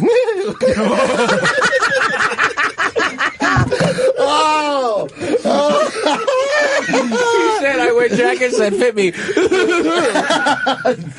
hear that, Justin? Hey, we're live from Opie and Jimmy. It's a bloodbath out here. Roland, what do you have to say to Justin Stangles? And Fat Fonzie would go, are you? Oh, are you going to take that? Oh, that's right, you are, because you are not here. You fucking laugh, you fucking baby. Holy shit. Brutal. I would pay to see a WWF match between Justin and Roland. And it's just Roland poking him in the stomach going, tee. All right. Pete Davidson's going to be at the Comedy Connection in Providence, Rhode Island. Yes, April 21st. 23rd, the Wilbur Theater in Boston for 2 shows. And there are 150 tickets left for our special taping for the second show. The first show's gone, but if you guys want to come, it's 4:30, April 30th at the Skirball and NYU Center. Great place. Skirball Center. Great place to tape. Yeah, it's great. It's where I saw Patrice do Elephant in the Room. Nice. Very excited. Nice. And Bird did a lot of the first one. Ben Bailey did his in there. Ben Bailey did one. A lot of guys. Norton did one there. Norton special. Yeah, Jimmy's. And then Stress Factory, April 24th at Vinny's Wonderful Club in New Brunswick, New Jersey for Pete Davidson. And Vic will be back tomorrow for Sasha. If I can get up. Sacha Baron Cohen's coming? Tomorrow. That's what's up. I might come. You come? I would love to see him. I worked with him in Bruno. Yeah, I love him. And we were talking about Bruno because Jonah Hill wrote on that. Oh, wow. And he was here this weekend. Sure. He wrote When the Penis Says Bruno. I was just on when he was Straight Dave. I'm in the cage. Right? Yeah, I'm in the cage. You were in that crazy I'm the ring announcer. Scene? Oh, That's right. Oh, yeah, I went back down and called. Wasn't it supposed to be somebody else and they called you up at a random... The ring announcer got sick. I was in the food line with Larry Charles, the director, and literally the local... Why were you in the food line? You were writing for it? Yeah, we were working on this whole angle of that part of the but story. You were a writer, and then they threw you in front of the camera. Exactly. Have you heard his what the fuck when he explained how they actually got this? No. This was the second day, and the first day they insinuated you're not allowed to insinuate a riot, but they were trying to unintentionally. Right. You have to listen to it. It's the way he explains it's pretty sick. Awesome. It was really a magic, crazy thing to be at. It's very dangerous. This is like a very dangerous atmosphere that they're filming. It was real. Yeah, it's real. It was real. Prison guards were crying. Oh yeah. They didn't have enough people in the audience, so the local prison they were able to send people that were on parole to sit. Yeah, those are all people that are on parole. He gave them those T-shirts. Those T-shirts that they're wearing says, "My asshole is just for shitting." Is what the T-shirt says. Oh, my God, throwing the chair. Oh, they got mad that a riot started. Well, yeah, and then they go through the he ducks out the back. There's a trap door in there. It's a special door in the back. They had to build a ramp, and then he ducked out. They had to build like a tunnel. Right, and then my fucking cracker ass had to go back in here and calm everything down. That's fucking awesome. Why would they make you go back in? Because I volunteered. I knew I could do it. They didn't know I was. They didn't know I was part of the movie. They thought I was really the ring announcer. I didn't realize that you were in this. When all hell was breaking loose, they're like, "What are we going to fucking do now? This is going way worse than we thought." And I'm like, "Turn my mic back on. I can fix this." And they're like, "What?" And I'm like, "Watch." And I walked right back out there and went, and they fucking did everything I said. They lined up like sheep and marched out of the thing. It was totally fucking bizarre. You get any laughs after that? So I never got any laughs, period. Right. I was just doing the ring announcer shit. The guy got sick, and I told the director, well, if you need somebody to say, "Let's get ready to rumble," and he said, "You can't say that. That's trademarked." Yep. But yes, we needed somebody to do that. And so I'm like, I'll do it. I'm in comedy. Give me a microphone. That's fucking sick. So come back tomorrow. Yeah. So I hope he would remember. He would think I was with him for 3 or 4 days. Fucked up. Yeah. But the brothers Grimsby. The brothers Grimsby is fucked up. Has elephant penises. Fucked up in just it's funny. Well, it's a Sasha thing. It's funny. Yeah. But leave your, we can ask him to say, but leave your fucking brain at the door. We can ask him. I think he's taking a little piss at one of the Gallagher brothers from Oasis. Is who he's kind of Liam. Yeah, he's Liam. I think he's trying to make fun Liam of. wants to beat him up. He looks exactly like Liam. There's no mistaking it. That's why he did this. Yeah. Oh wow. There's no mistaking it. Yeah. Don't make Sasha. Don't make Sasha mad. Yeah, I think there was an article that came out over the weekend. Liam is fucking pissed. That's what I thought. As soon as I saw it, I'm like, oh, Liam Gallagher. That's so good. He doesn't reference Oasis or anything like that in the movie, but look, yeah. Look at that. Liam Gallagher brilliantly clarifies claim that he threatened to stab Sacha Baron Cohen in the eye. So what is he now saying? Well, now he can't do it. I thought to myself, I've never heard such a specific threat. That's a good aim, explained Baron. I'll have to read this later. It's too much now. Come back tomorrow then. Okay. I'm in. I'll never come back. I'm really sorry. I'm fucking around. You know what? I'm done. I'm going to go produce Malcolm Jamal Warner's talk show now. That was me fucking around. Yeah. Of course you can come back. I would love to. I hope the Stangles will be back. But I was staring right at Vic when I said come back tomorrow. No. Come back. We'll see if they're here tomorrow. I don't know. We'll see how that plays out. I'm gonna send them a nice, package of fats. Of dick funnels. Yeah. Oh, I should make a dick funnel. Make a dick funnel and use it and give it to him. I'm sure that'll use it so I know it works. That'll smooth everything over. All right. We should go now. Yeah, we should go. I think that's it. All right. Thank you for having me, guys. I really had a great time. And please tune into Harry Connick Jr. This has actually been a promo for Harry Connick Jr.'s new show. So make sure you watch it. All right. With that, we'll see you tomorrow. Somebody will be here. Yeah, somebody will be here. Yeah, somebody will be here. We'll have a few guys in front of me. Wow. Still to be determined. I know Jimmy will be. I was going to say tomorrow. Norton's coming back, right? Boy, is he sad he missed us. Oh, Jimmy would have a lot to say. All right. We'll see you guys tomorrow.